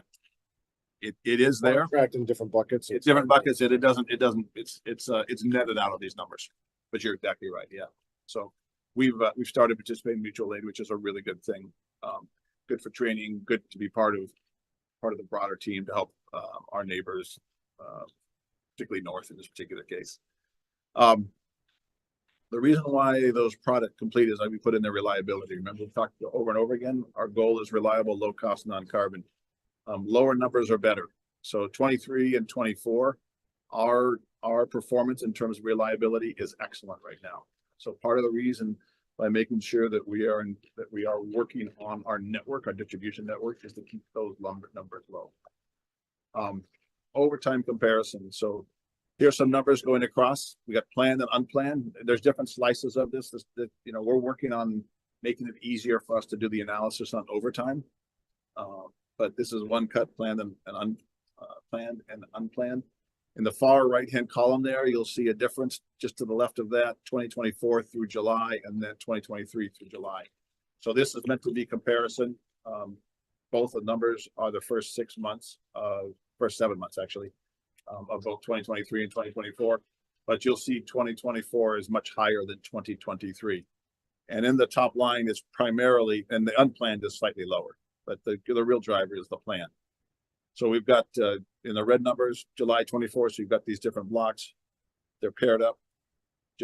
January 23 to January 24, next spot. So 168 versus 150, 168,000 in plan versus 55,000. That's a big difference.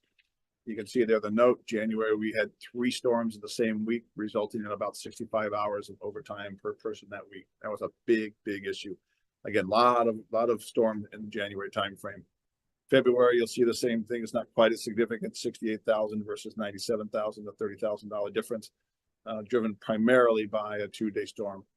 As we get into April, 89,000, these are the big numbers, 89,000 to $157,000, another storm. And then June, we actually had some heat standby. So there was you guys remember, this summer was hotter than usual. So we are tracking back to why we have it. It's still a big number. So there's a reason why it's, Well, go ahead. the right now, like compared to budget, let's just call it 1.15, right? Now what for the total through 2024, right? So what's that relative to our budget for the year, right? Our budget, our budget's gonna be roughly about 1.2 million. So we're gonna, at the rate we're going, we're gonna go over budget. Yeah. We're already over budget on plan. Now that's unplanned, Bob. That's just a fair statement. So don't get me wrong. I'm not saying there's not a problem here. There is. Yeah. But and it's picked on the plan piece, and it's how we're covering it.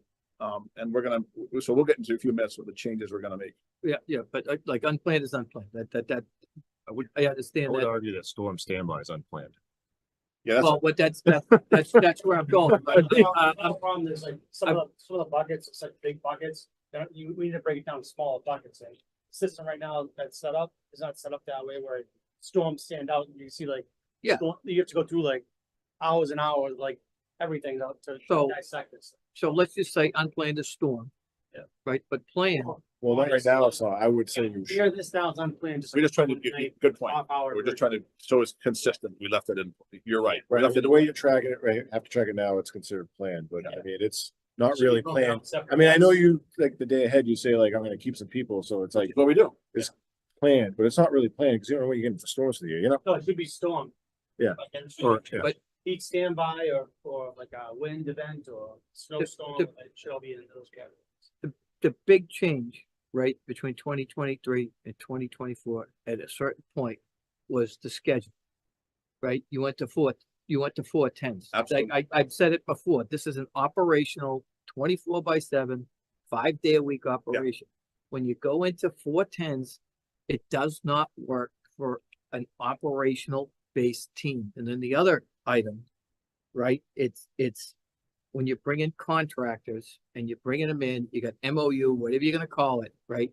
When they're working and you're working, right? You do the work, you bring them in when there's extra work, right? I understand that it's work, but your fundamental structure of using them on a consistent basis, right?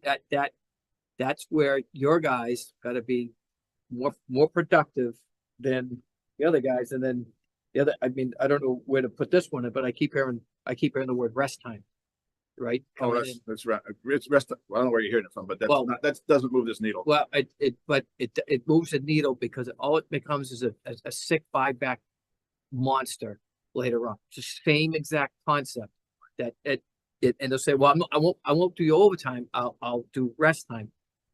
You just have to be extremely cautious Agreed. of introducing that concept in because it becomes a bear to manage. You have to think of things that every day you're trying to plan overtime. The first thing you think of is how much rest time is someone going to get because they build up huge banks, right? It just So becomes rest time is actually calm time, right? It's Yeah. just call it something different, because rest time and where I come from is you're home sleeping because you worked all night. Right. Yeah, so we have. Work between shifts. I need Yeah. 8 We're hours. talking between about rest time, so we have a temporary rest time agreement. But there's no bank, no quota bank to build on it. They go home. Your caution is very appropriate. And We're taking it seriously. if we got forced, we had to keep that guy, we had to pay him this, there's no bank for the rest. So there's no quota bank for that rest. Yeah. because That's all the temporary agreement we have right now. So- And that's basically as an incentive, so, if you have guys working, like, at certain days, you wanna make sure people respond at nighttime. oh yeah, That's yeah. all. You There's ask, no, you ask, there's no, and but you- there's no bank for that, quarter bank for rest time at all. The comp time is in the contract, the 4 hour, if they work somebody out after 16 hours, which, it's something we gotta live with in the contract right now. I just think there's a there's a direct correlation to the schedule change to the amount of overtime that's pumping up and that's gotta change, right? I mean, that's just, you learn a new system, okay, this is how I get it, this is how it works, right? I understand that, but that's it's just a direct result. So I'll come to lessons. So I'm with you on lessons learned, right? And you'll see that in the middle, right? Further refine the work schedule, right? We're trying the 4x10 and we're, what's working and what's not working. So we're with you on that one. So, Yeah. so the feedback is warmly received, right? So this is, these are the things. So before we go into this, right? There is the productivity, right? Of stuff we're getting done. So we're getting a lot more stuff done. And that goes back into transformer replacements, pole replacements, things that we're doing to update our network. And that ties back to reliability. But the point you're making, which is go back and look at your 4x10s, which is very good feedback. And that's what we're in the process of doing right now. The other elements is you can see right here, these are things that we're in the process of making changes to, right? So additional charge codes so we can get a little more detail, retraining the team to make sure they're doing the proper time recording. And this goes back to what Jason was just mentioning, planned versus capital in particular, because capital is below budget, right? So net, we still have an issue, but it's not as extreme as we think because we have to get the capital piece in. We're doing more monthly analysis in terms of the trends, which will allow us to do that. We're going to change the approval process and the schedule, the approval process and review for the work schedule, which ties directly into the 4x10. We got to make better decisions in terms of when we're allowing for planned overtime. That's a whole nother piece of the equation. And then we're changing the software platform that allows those upper items to happen, which is the SpryPoint system, because we have this custom system that, anyways, it's got its own problems. And then the material tracking. So this, but in the middle there is your key 4x10. So that's something that we're gonna, and again, we purposely put it in as an MOU. It's not structured in, so we can undo it at any point in time. And we're looking at this right now to say, hey, we might need to make a change. If you go back a slide, Hey, go ahead. Yeah. and we're looking at pole sets. Yeah. So in 7 months, we set 17 poles, and then last year, and then this year we did 96. How many of those by contractors or internal crews? Like all these is that total volume by everybody or total volume by contractors and internal crews? We have 4. Yeah, one over. We have one contracted crew. But on the overhead, and then we have 2 underground crews. It just, if a job gets bid out for a large job, a large feeder job, is that in there? If you're a big pole set job, would that be in that number? Yeah, those are total numbers. Total projects. Total project. Yeah, but, and your point's well taken, but remember, there's only one overhead crew in that mix. So what I'm saying is, we're looking at total productivity for contractors and internals, yet overtime is only based on the work that they do, right? So your productivity number, is it coming, those total numbers are contractor whole sets and contractor tickets, and like engines tickets, services, are there numbers in there? Because I can't imagine that our productivity has exploded that much in 1 year. That's You're presenting this in the context of an overtime explanation, and it makes it seem like suddenly more productivity is coming from staff who are getting overtime, but this is from contractors. Well, no, that's not from contract. so this is all internal. Yeah, overall. So the part of it is, the Friday is planned work. So it'd be capital work that'd be on projects like pole replacements, transformer replacements, a capital type project. So this, I think where the difference is here, like, you see the pole transfers, I think those are set and transfer. And I think versus, the 96 is a new set. Because our capital budget was underspending. That's correct, yes. So we're underspending. But it's always Our productivity and these numbers are saying our capital program is overproductive. Our capital budget is underspent, but these numbers say that we're doing unbelievable, right? Right now, that's So just remember, so take a step back. Yeah. We are not concerned, like, overtime is not in the level of control that we want it to be. One of the things that we look at is, so what are we trying, how are we trying to manage? So there's things that in the next section that we're talking about what we're changing to manage. So the 17 to the 96, remember the way the line crews work, and the majority of this cost is all line crew. It's driven by the tickets that the engineers set. So you want to look at the total number, not any individual lines, because we might have, clearly we only did 17. Well, I have to go look at from January to August, right, of 2023. There's only 17 sets. That doesn't mean that's all the pole sets we did, but we did other projects as well. The point being is that overall, we're getting more projects done. That's all this is trying to say. And that ties directly back to reliability. And we're not throwing money away. We're not getting, people aren't just sitting around, resting in their trucks, not doing anything. There's stuff that's happening. That's all this is trying to say. Your point is right in terms of the 4x10, right? That 4x10, there's pros and cons to it, but from an overtime perspective, it's a negative. And that's why we're going back to say, do we end that program? I mean, it's exactly the right, I'm with you 100%, Bob, right? Because 4x10 might not be the right scenario for the line crew. You have a question regarding these numbers. Now, tickets, they could be more than one pole on the ticket, right? A reconductoring job could be 1,000 feet. It could be 5,000. Well, that's true too. Yeah. Right. So if you're going by number of tickets here for any of this, Yeah. whether it's transformers, poles, reconductoring jobs, I mean, in 2023, they could have been larger amounts of work on one ticket. And then in 2024, it was maybe smaller tickets with less on it. I mean, you don't know by the numbers. Yeah, All I'm saying is like, these numbers don't necessarily indicate the amount of work that was done in 2023 versus 2024. They're directionally correct. They're not, I can't do ratios on them. You're exactly right, Jason. because it just depends on the size of the Yeah. job and the way that, and how the work order was written. Like, certain engineers break stuff up into smaller chunks, other engineers might break stuff into larger chunks. I mean, So the numbers are misleading. it's not, this, I don't know if you can drive a lot out of the numbers because. I did tickets more than the equipment is different. The equipment's equipment. So if you replace it, you didn't, or you set it. So the equipment's not ticket, it's an actual piece of, it's original equipment. Yeah, those aren't all tickets. Okay, so for the poles and stuff, and the transformers, you can like, the reconductoring though, I don't think you can because you don't know how long the reconductoring job was. Like, is that spans? That wouldn't be in there. Doesn't look like. Because reconductoring jobs is 1594, but reconductoring could be 1,000 feet, it could be 10,000 feet, it could be a couple hundred feet. 17 polls in 7 months. No, I think the only question there is. But those are jobs, right? That the engineers set. So it's not like, it's not Like like. those poles are jobs, because that's I like, didn't do this, I didn't actually do a spreadsheet, but I think, like this, how do you get the numbers, but I think the 202 could be pole replacement transfer. And the 17 is actual new set, like a secondary pole for a server. or extension. Mike, you didn't do the spreadsheet? Well, I didn't derive these numbers. Okay.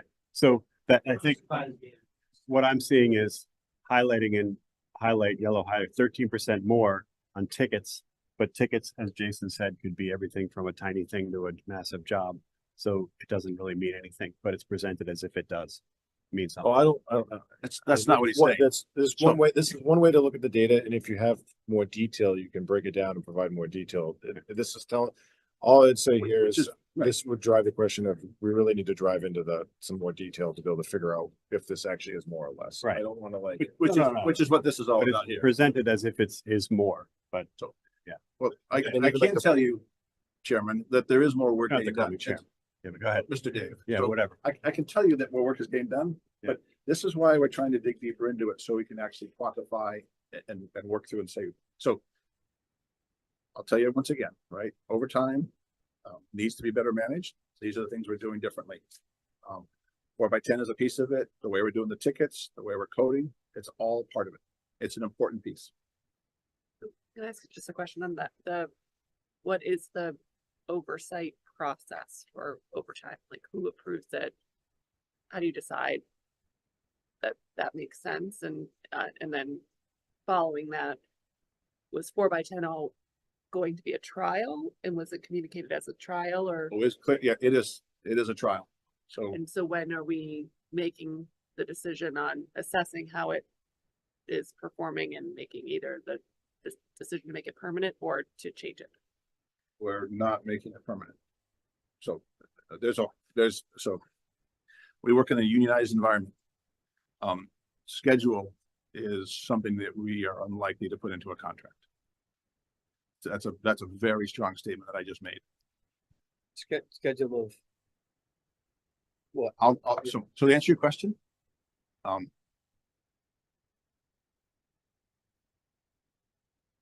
4x10 is on a trial basis right now, and it's done through an MOU. For the line guys, it goes through the end of the year. Okay. We can stop it at either party can end it at any point in time. That's what's written in the MOU, and it's specifically written not to be part of the contract. So to answer your question, we look at it on a regular basis in terms of, well, periodically look at it and say, how can we make it better? And part of it is, are we getting more work done or not? Are we able to get the crews to come in when we need them to come in? Because back to Bob's point, we need 24/7 coverage. And there was a time when it was difficult to get people to come in, and we would go through a call list 2 or 3 times. Not acceptable. And then there's the cost of it as well. So we're reevaluating. So we're coming to the end of the summer, and it's a perfect time to do a transition because we're about to start the school year, literally.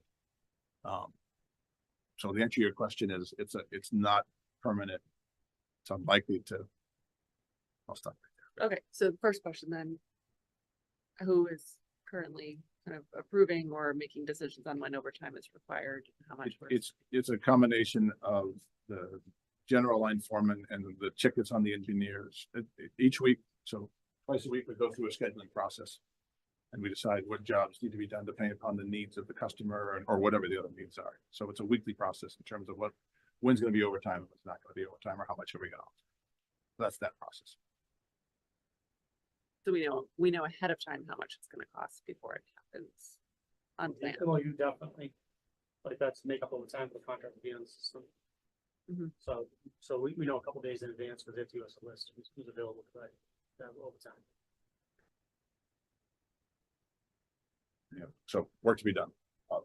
Clearly. One small question, are we, as an organization, do you base yourself, let's just, they used the word Taunton before, or another thing, they're like, they have 35 linemen and we have 40 linemen. Or We have 23. 23, is it all kind of, are we understaffed, overstaffed, or based on? We are Is it more based on properly, square footage? we used to be pretty understaffed. Yeah. We're more fully staffed right now, online crew. Okay. A couple of drives too, was a control room with shorthanded 2 guys, so that was always being filled by overtime. And then, the other driver was, the way the schedule is for the troubleshooters on the weekends. It's 24 hours of built-in overtime week for coverage and troubleshoot as well.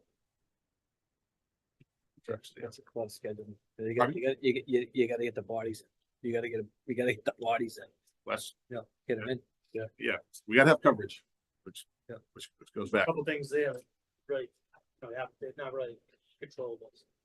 You gotta get people, you gotta get the people. That was kind of part of the problem where like, everything's grouped into a bucket of plan, where it's not necessarily, that's not really the right term for it. Like the storms should be separated as storms, like patrolling coverage should be separated, a separate bucket, so like different line items should be like a little clearer. So it's something we're gonna work on. So it'd be like spelled out a little clearer. Work to be done. Anything else?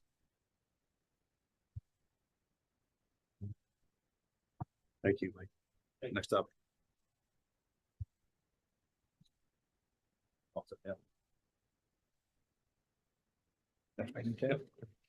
Move on, item 10. Yep, moving on, yep.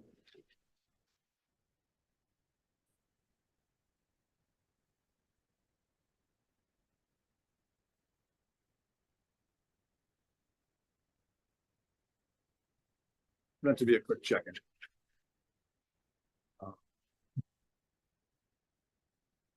Quick snapshot. I'm gonna do this in 5 minutes. I'm not gonna do a big long one. So right now, RMLD, we consider ourselves a winning team. We have very good external reputation. First 6 months of the year, the team was engaged and motivated, confident, etc. Being part of a winning team is good, and that includes the board as well. The whole team, under the leadership of the GM, is to focus on the mission. And the mission we talked about before: reliable, low-cost, non-carbon. We are doing a really good job in terms of fulfilling our mission. As we talked about before, reliability. We have low outage occurrence. Lower numbers are good, right? Better than regional and national average. Our restoration is fast, right? Better than regional and national average. We are, as we mentioned before, trying to accelerate our reinforcement of our network, so that helps increase the reliability of our system. So we are doing a very good job on reliability. We moved to the diamond level of the RP3.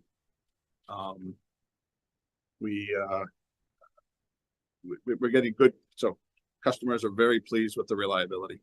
Low cost. We have very strong financials. Our income statement and our balance sheet. We manage cash very carefully. We look at it every week.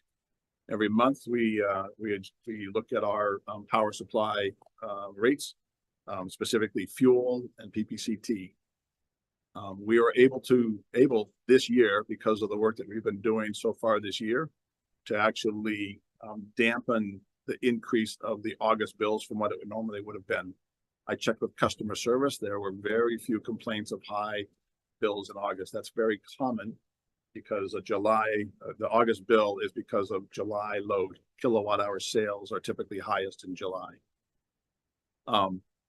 We just received, again, S&P analysis. We are AA minus. They are particularly interested in our cash management. APPA's calculation is 90 between 90 and 100 days of cash on hand. We're 120. S&P has us at 178, different calculations. Our residential rates are dramatically lower than IOUs, and we're mid-fleet among the MLPs. Commercial industrial rates, we are at the lowest third of the MLPs, and we're dramatically less than the IOUs. So from a low cost perspective, we're doing very well 2024. The third mission is non-carbon. And you guys remember the analysis that we did. We're able to be 55% certificate retirement in 2024. That was enabled by our power supply portfolio. You know, certificates is a key part of that portfolio. And it's several $1 million of impact in terms of reducing our fuel costs based on the way we structured that. Our non-carbon position is well positioned all the way through the mid 2030s.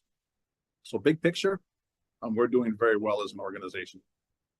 The goals, this was a vertical sheet, just to make it easy. I've split it into two pieces, 1, 2. You know, I won't spend too much time on it because I really want the feedback from you guys. I tried to do 2 stars, 1 star, 2 star, 3 star. I think vision, we continue to be very good. So that item A and item B, in the context of us changing our in-territory generation strategy, we're going to update the strategic plan in terms of how we're looking at that between now and the end of the year. We were very successful and good in terms of engaging legislative. We did a series back in January, February, March of legislative meetings, Zoom meetings, etc. Well positioned there. Personnel, right? We hired new ops, Mike sitting next to me, new IRD director, internal hire. We actually brought her in early in the year as an assistant director and moved her to the director of IRD. We made an internal promotion on the engineering side to fill that position. So again, continuing to upgrade our leadership team. The intern program, I'll put that at, 1 out of 3 stars. I'll probably put that as a 1. Item E there, negotiate mutually beneficial union contracts. That process has started. Our goal, there's a lot of work to be done on that. Contracts take time. Complete the transition to the new work schedule. Again, that's MOU based. We're gonna refine how we do the line work. But we have different groups and different departments in terms of how we're looking at those. Testing the semi-annual performance review, that was meant to be for my team. So I have not succeeded on that one yet. You'll see in a minute that that's one of the areas that I'm saying I need to perform better on.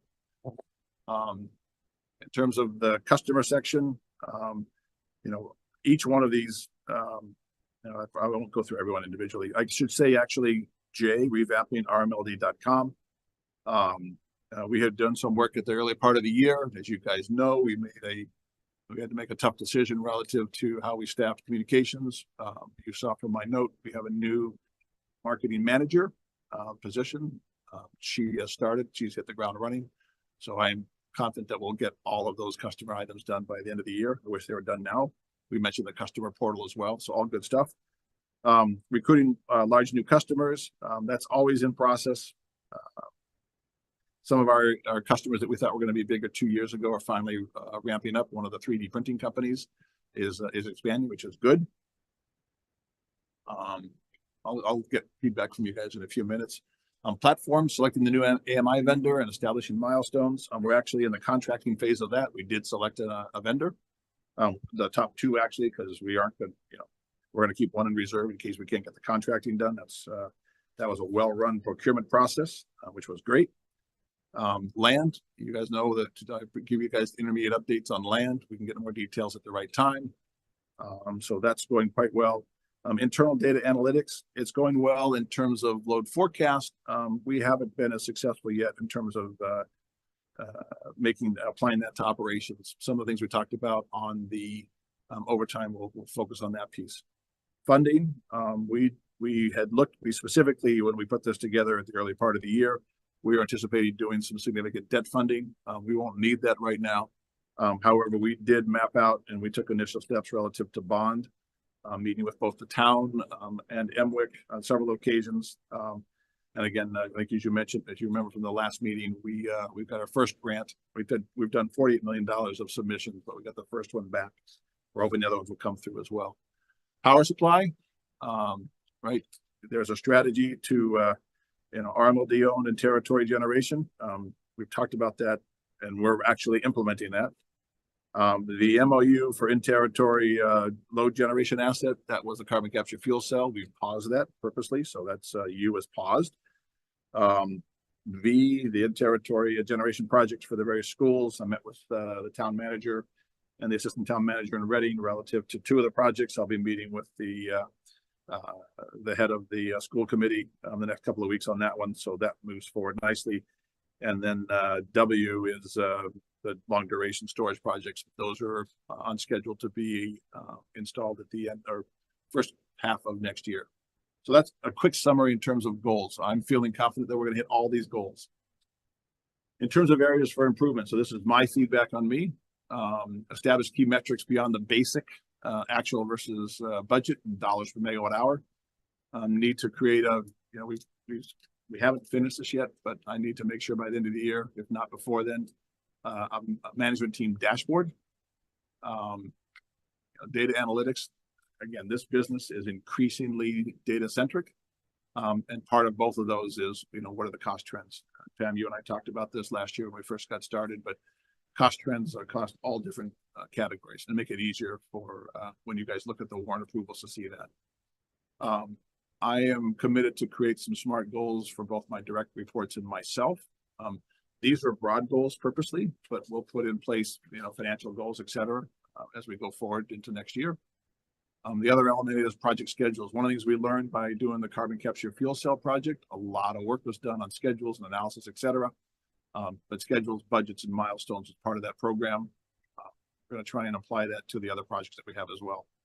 And then the last element is something for me, but more timely formal reviews to my reports, and specifically the reports that are reported to me in my acting role. So when I was acting director of operations before you got here, engineering. So I am not fine. I have not got through all of those reviews, so I'm behind on that. So that's another element that I need to finish up. So that's areas of improvement for me. So that's a quick snapshot. Big picture, RMLD is doing extremely well. We're meeting the goals that we set out, the GM goals, but I've got work to do in terms of my performance, and I've got some specific things. So I'd love to hear your feedback. So that's my report. So I'll transition to take feedback from you for intermediate feedback in terms of the general manager's performance, my performance specific. So I got a couple. I gotta go. So we talked about reliability. Yeah. Reading hasn't been hit by a storm and a significant, I don't know how it hops over our territory, but it hops over. What's the hills? It goes up the Merrimack Valley, pounds North Andover, and then moves out. But reliability is something to be taken with luck, right? That storm hits, that microburst hits here, that our reliability numbers are great because we haven't been hit in years, right? That's part of it, right? That's part of it. Part of it. Yeah, part of Storm hardening is a portion of it. That's part of it. Kind of just going back to a couple of items, we always talk about low carbon in our projects that we have going on. And we had mentioned at the beginning of the year, just make sure that you have to stay focused on the ones there's a lot of stuff out there, but we got to stay the ones that you have. I think we went too big picture, right? I believe that, we paused the carbon capture fuel cell. We had to do that. And we have a lot of other items that are out there that just aren't progressing. And I don't think they're gonna progress, some of them, because the projects we need to focus on are the ones, the substation. Yep. And AMI, right? Let's get those done. Let's get those projects done. Let's complete those. Those are the status reports that we need. How are we doing with the vendor? Where's the implementation? That stuff was 2 years old, right? And 2 years later, but we're not that progressed on a lot of those projects. Or seemingly, because we don't know. We'll give you reports. Good. Yeah, good but feedback. I'm just saying, the substation's a huge reliability portion of this network, and don't see it, don't have any clue to it. AMI, that's the key to time of use, right? Yep. Where's that? Now we're talking 2025. So I think that's part of it as well. We talk personnel. Personnel, that's bad, right? There's been 20 people that have left in here, and retirements and terminations, resignations. There's been 20 people that have left since, let's just call it 2 years, right? 8 of those were basically senior management folks, high level people, right? Some of them were terminations, some of them were resignations, right?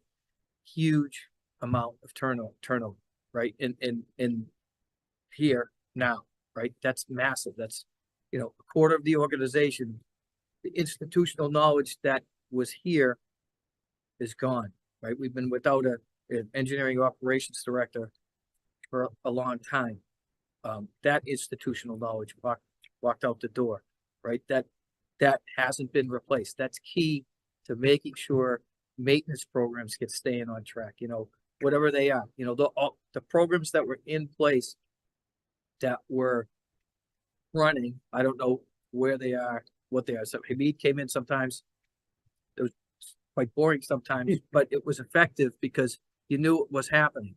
Right now, we have no clue what's going on. I don't even know what's going on with those projects, so we don't know what's happening with those. But I just think that there's a lot of room right there, that the personnel thing is the biggest one. That brought you in to change the culture, right? That was one of the big items, right? And there's a mass exodus out the door. Maybe not all related to, there's people taking opportunities, but there's a lot of changes going on, and that has to stop. The shoe doesn't fit, don't throw it away, right? Sometimes I think there was some better ways to handle things that could have maybe not ended up in terminations or resignations, but there's a lot of stuff that quite the feedback that I get from ex-employees, it just not comfortable sometimes hearing it, right? That's real, right? I just want to put that on the table. It's just not something that's been acceptable. I don't want to listen air out of a balloon, but I want to just back up that one point of at the end of the day, and I think I've heard Commissioner Porter say it too, the place is as good as its employees and how the employees feel about where they work and how comfortable it is for them in the work environment. And there's a lot of indications that the work environment is difficult for a lot of people. And I think the word is exodus of these numbers for a stable public company with great union jobs that doesn't typically have a lot of turnover. The numbers of departures are dramatic at RMLD over the last couple of years. And a good half of them are people who resigned, and so I just want to echo what Bob said, that's the most important thing. And it feels like that's not, like he said, that we wanted a culture change. And if anything, it seems to have taken a turn, to the worse. And that didn't come up anywhere in your self-report of that turnover and what your take is on it, but it's a big concern of mine. So I just want to echo that particular part of what Bob. I have other things, but I just wanted to back that one up. Yeah, sorry, I didn't mean to interrupt you. No, thank you. My comment, separate from that input, the schools and the projects, the solar voltaic projects, the electric projects that are happening. I was at the last couple of meetings. Appreciate that Molly was there. I think through Molly or certainly RMLD, whatever presence that takes. There's still a lot of people on the building committee and in town that are bound to be fossil fuel generating facility. Even though the consultant comes back and says electric facility is long-term economically viable. And I think what the town needs to hear and see is is a real physical presence, again, through Molly or through whoever, that RMLD is behind that, those options and can really deliver, for the town on that aspect of it. So my encouragement, to you and giving Molly the support and producing the kind of proposals that the school board needs to see that, no, this is not abstract. This is not pie in the sky. We can deliver on this. If you want us to own it, we can do it. If you want us to, just go some other route, we'll do that. But I encourage a more proactive presentation on that. There's still people who love propane generators, and we can do better with batteries if we let them know that that's the way to go. Good feedback. I'll still, for the board, I will still maintain a role on the sustainability committee and interact with those committees. But that's the feedback on that. I think we need a stronger presence there. I'll fully agree with that, Ray. I'll just in general, what I had a hard time with this, Greg, was understanding kind of, there's a lot of work happening on these. And you mentioned the 1, 2, 3 star. I don't think you went through individually on each of them, but I just was taking notes as you were talking about it. It's a lot of meetings, engagement, in process. I guess what I try to look for is where are the results, and I know we're not at the end of the year, but there's a lot that is to say we're on track for all of these goals. I don't see a lot that are like, that's done, check, you know. And usually at this time of year, if you've got a list of 25 goals, you've got over half of them done.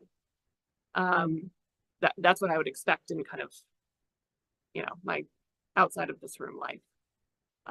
So I guess I have a little bit of concern about whether we're actually going to hit all these goals. The other thing I think about is kind of customer obsession and just making sure that we're constantly thinking about the customer. And I was really concerned about the fact that we had, you know, one resource gap that led to, you know, your comment that, you know, most of the things underneath customer were not, were delayed because we didn't have a communications person. You know, we didn't have the ability to communicate or expand, whether it's our website or our customer communication. We know we have gaps in our customer communication. I think it's great that we're starting to think about it, and we heard about it earlier in terms of, you know, rethinking some of those programs. But again, I hear a lot of, we're doing analysis, we're looking at it, we're going to make changes. You know, we need to start actually making some decisions and making those changes versus just analyzing them. So I definitely have concern that we're not going to meet some of these goals. And I guess I'd want to understand kind of, I guess we need to think more about where we're really at risk of missing for this year. Thank you. Anything you want to add, Phil? I have a few things. going to reserve comments. I agree with some of the things some of the people have said, but I'm going to reserve comments at this point. I don't have any particular comments. Okay. So I have a few things, I guess, and just kind of to set the stage. I mean, some of the things we're talking about are things that, you know, we didn't know at the beginning of the year, or the result of data or information that really have only come through recently that caused some concerns.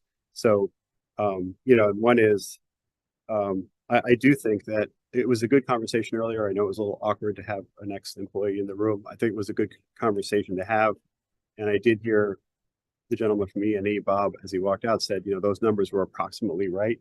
So what it means is that those in the beginning of this year, that there was a selling of a loss of power that RMLD had bought of 136 grand in January, maybe a little off, 50 in February, 420,000 in March, 371,000 in April, and 163,000 in May. And even if those are a little off, I mean, that's $1 million, more than $1 million, most of which was in the spring. So I continue to be concerned that the wind was promoted and encouraged for a 5-0 vote in that context, and that the defense you give in terms of a financial analysis is that it's less than the forward price curve. But that's not the point. The point was that we had sold a lot of power at a loss just this past spring that should have informed I think, had it been considered and brought to us, would have resulted in a different decision. So I consider that a very fundamental, problem. And again, the numbers could tweak a little bit, but the discussion didn't leave me any different than where I started, to be honest with you. So the exodus of employees, I think, is really overarching. I think the overtime discussion, I think we saw a $300,000 overage that we've once you got through your presentation, the real reason was the 410s, which is a thing that was known for a long time. But the presentation made it seem like it was from storms or something, or extra tickets. And I think the presentation was a little misleading. And I think the conversation resulted in more of what the real issue was. So now, and it's sort of a minor note, but in another way, it's not a minor note, is how our peak awareness program of the summer sort of fell apart. And on June 20th, and okay, there can be a glitch with an invoice. It happens, right? But June 20th, we had a meeting, and I'd emailed you 3 days earlier saying it's going to be 100 degrees. Give us a report on what you did for demand response and notification. And those mass emails that we spent a lot of time assembling to notify people of the dip and they take action is a key part of what we do. And it didn't go out, and it's okay. Mistakes can happen. And you said something about it being a password problem or an IT problem. It was 6 more weeks until it somehow surfaced that it was just an unpaid invoice that in a day could have been fixed June 21. And it wasn't until August 2 that another peak email came out, because the invoice, little tiny small dollar invoice, got paid. And it's okay for an error to happen, but the whole board's sitting here telling you on June 20th, 6 weeks go by till you fix it. And in the whole summer of one of the hottest summers with all these hot days. So that to me is like, if that can't get done, even though the board told you, what does it say about bigger things? And I think, so that was a kind of a red flag for me about how things are run. I think overall, we didn't talk a lot about the how much time was spent on this carbon capture fuel cell. A wonderful idea, but how much effort went into it when there was not land, there was not approvals for land, there was not a hint of regulatory approval being in the offing. And I mean, and then not even anything I don't think on the carbon capture side of that there really being a market, that there was like none of these legs of the stool were there. It wasn't like one of them, like none of them were there. It was like a straight 4-0 vote against this. And it was like, it's not that we don't like, or that I don't like big ideas, but the level of effort relative to how speculative it was is, again, for me, a concern. So these are some of my concerns, and they're pretty serious. And I don't know if anybody else shares or has a sense of how deep these types of concerns and the ones you guys mentioned are they, but I do have questions about, the leadership of RMLD right now, based on all of that. And I don't know what any of you guys, do you guys have more fundamental, do you have or not? I mean, It right now, Greg, I honestly, I think with the personnel changes, I think that what we're seeing what we should be seeing for performance, I believe that right now I'm troubled with the leadership that's going on here. I am. Can I make a public comment or a comment? Yes, please. I know you're talking to a lot of former employees, but I think it might be beneficial to talk to some current employees. Like, from what I hear, and I'm not just saying this as, Brett's assistant, I hear this from people who are unaffected. They think, some of those terminations have been positive, or that leadership is doing a good job. So it's great to have those opinions, but maybe open it up to some other people too. I'm not saying me, I'm saying anyone else. Or come in and see how the days go. Yep. Chairman, board member. So yeah. Yeah. I'd be very open to that. Take a commissioner to work day. Love to. Well, I mean, I guess I wonder, kind of a sense of the board of how serious do you guys, you know, we had a lot of serious concerns and how, you know, I don't know where you're going with how serious. Those are concerns. Certainly, we have the right to ask the questions. We have an obligation to ask those questions and get answers. I'm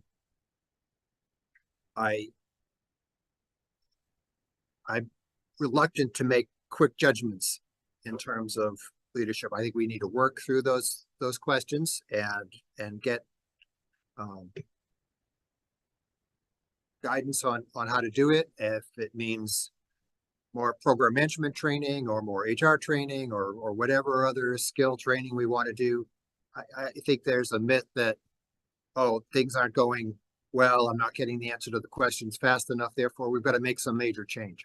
I'm very cautious about reaching that conclusion too quickly.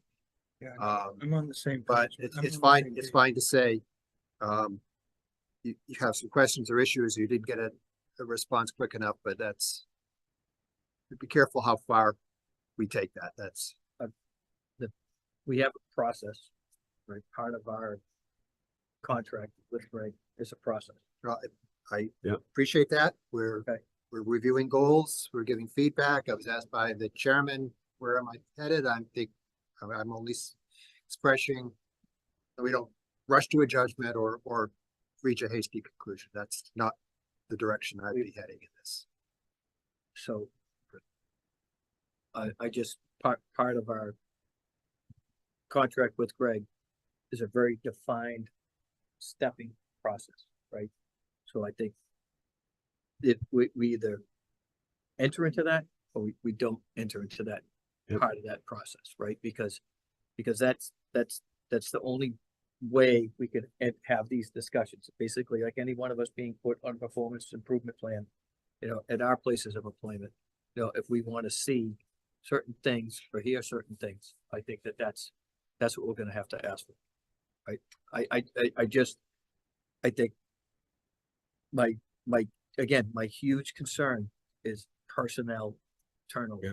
Right? It's just, you can't build if you can't hold, right? And you can't build if the people that are here are leaving, right? And I just think that is again, it's a huge element. And to me, it's a flag, you know, Yeah. it just things come up. And again, you make a great point, Erica.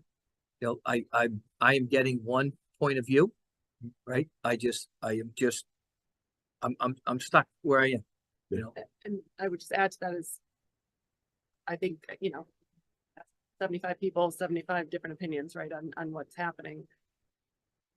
An attrition number is a pretty clear metric of how engaged are the employees, and that number of 20 is really surprising to me, especially because I vividly recall my first meeting as a commissioner hearing that the only turnover is retirement. And if we've gone from that to 20 people only two of leaving those are retirees, I think. Yeah. in a year, Two. Yeah. that's a really surprising, concerning number Well, for me. I wasn't sure what the conversation would be like at this, but based on this, you know, I have prepared a motion to take action, and would you all like to see it and look at it and consider it? Yeah. you prepared. So this is, and we could do with it what you want, but this is an action where you have at times, Greg, taken, you know, decisive action very rapidly, right? And sometimes we need to do the same, and that's what this motion would allow us to do. So, okay, so I'll pass this out, and this would allow us to, Why don't you read it first? well, You should read it first. Why don't you take a look at it, Bill?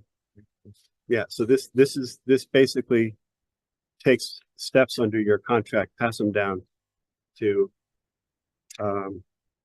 take action to which would be what Ray has indicated he doesn't want to do.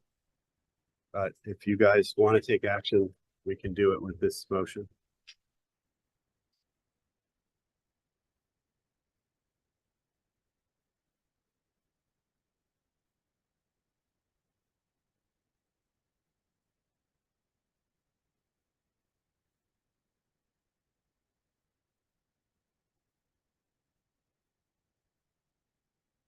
So the question is, has anybody, I'm not ready to do this, Mr. Chair, to be honest with you. I think this is premature.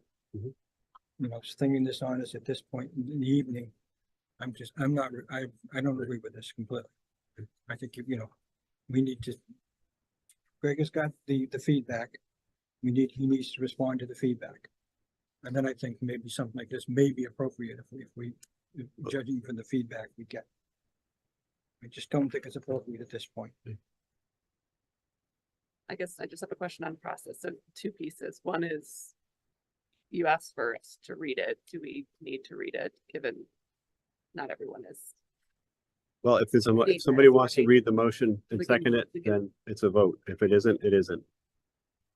We need to read it just to have a discussion about it, right? Yeah.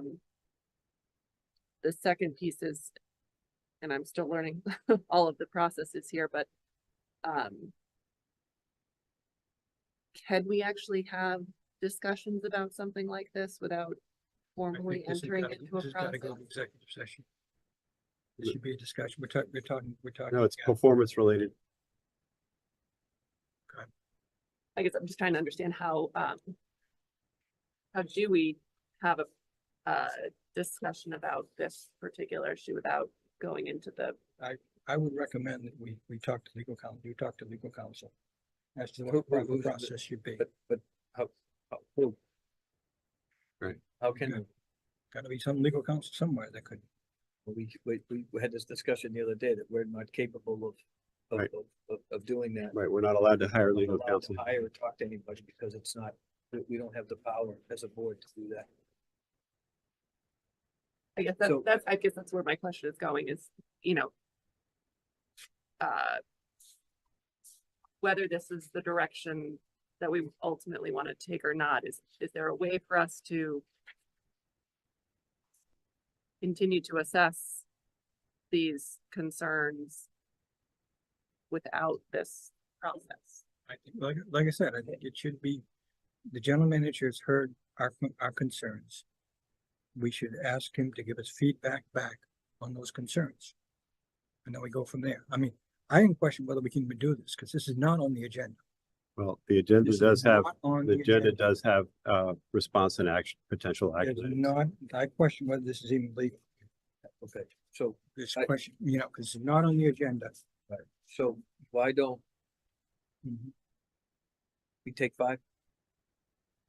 Health break, whatever you call it, we adjourn and we go to executive session. I think you either, it's a performance-based action. It is what it is. I'm gonna offer something up as a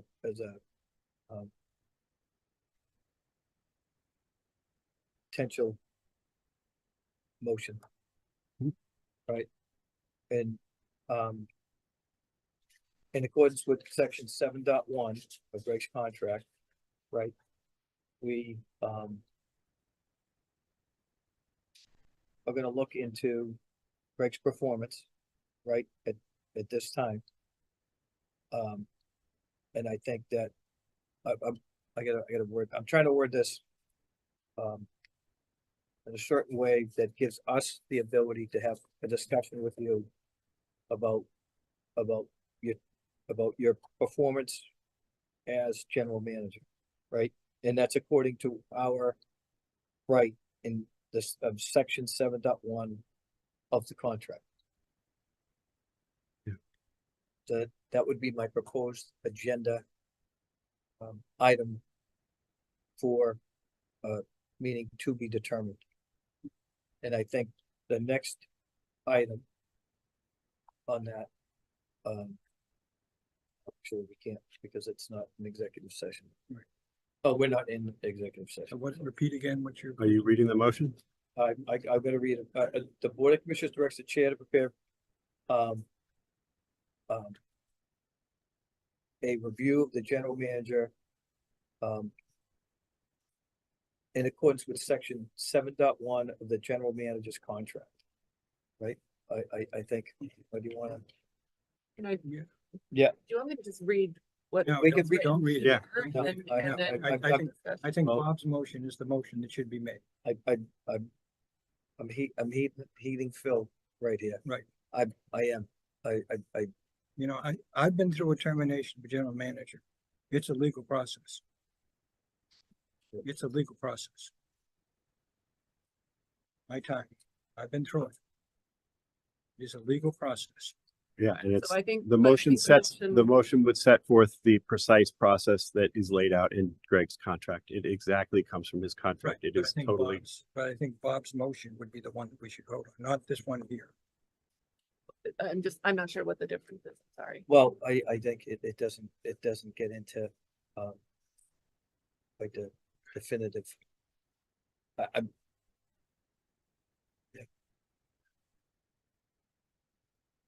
I fail to understand the motion that Bob's trying to craft, which is a discussion of the goals that the general manager is trying to meet, and he put forward what the goals are. We gave him feedback. I don't see why that isn't the discussion that we're asking to have.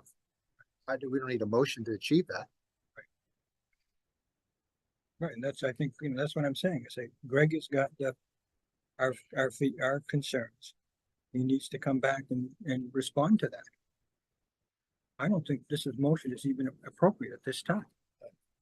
I did, the issue that we have is not, we can't ever get traction, we can't ever go forward when we go into our executive sessions. We can't get out of them, we can't get through them. either read it or don't read it, is my view.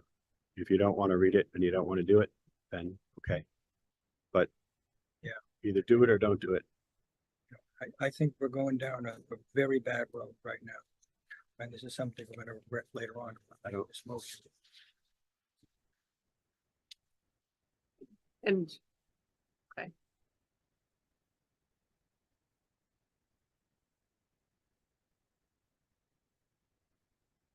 I'm in the indecision at this point. So, at this point, maybe the CAB should consider adjourning. And that we would move into executive session. I make the motion to move into executive session.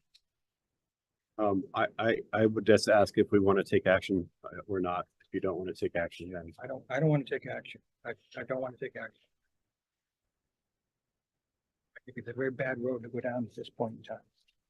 And to spring this on at whatever time it is right now, I don't think it's appropriate. You sprung this. This was not on the agenda. It was not, not in advance presented to us. You know, you're asking for a snap decision. You know? And I'm not ready to make any kind of snap decision on this.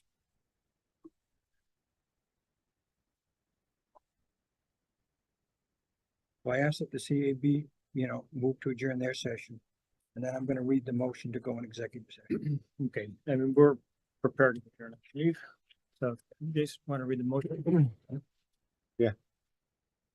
How many current employees have been spoken to about okay, we're not doing the public session. We're not doing public comment right now. I'm sorry. Zero. So nobody's reading the motion. Okay, thank you. Go ahead. You got adjourn. Move that the Citizens Advisory Board adjourn regular session. 10 more seconds. I second. We're gonna go Jason into Swallow. executive Oh, session. sorry, second. Sorry, thank Yeah. you. Very frank. Ken Walter, aye. Kim Woods, aye. Jason Swallow, aye. Okay, the RMLD Board of Commissioners go into executive session pursuant to Mass General Laws, Chapter 164, Section 47B, exemption from the public records and open meeting requirements in certain instances to discuss strategy with respect to collective bargaining or litigation if an open meeting may have detrimental effect on the bargaining or litigant position of the public body and the chair so desires to discuss reputation, character, physical condition, or mental health rather than professional competence of an individual or to discuss the discipline or dismissal of or complaints of charges brought against a public officer, employee, staff member, or individual, and for the approval of meeting minutes and to return to regular session for the sole purpose of adjournment. In favor? Mr. Pacino, aye?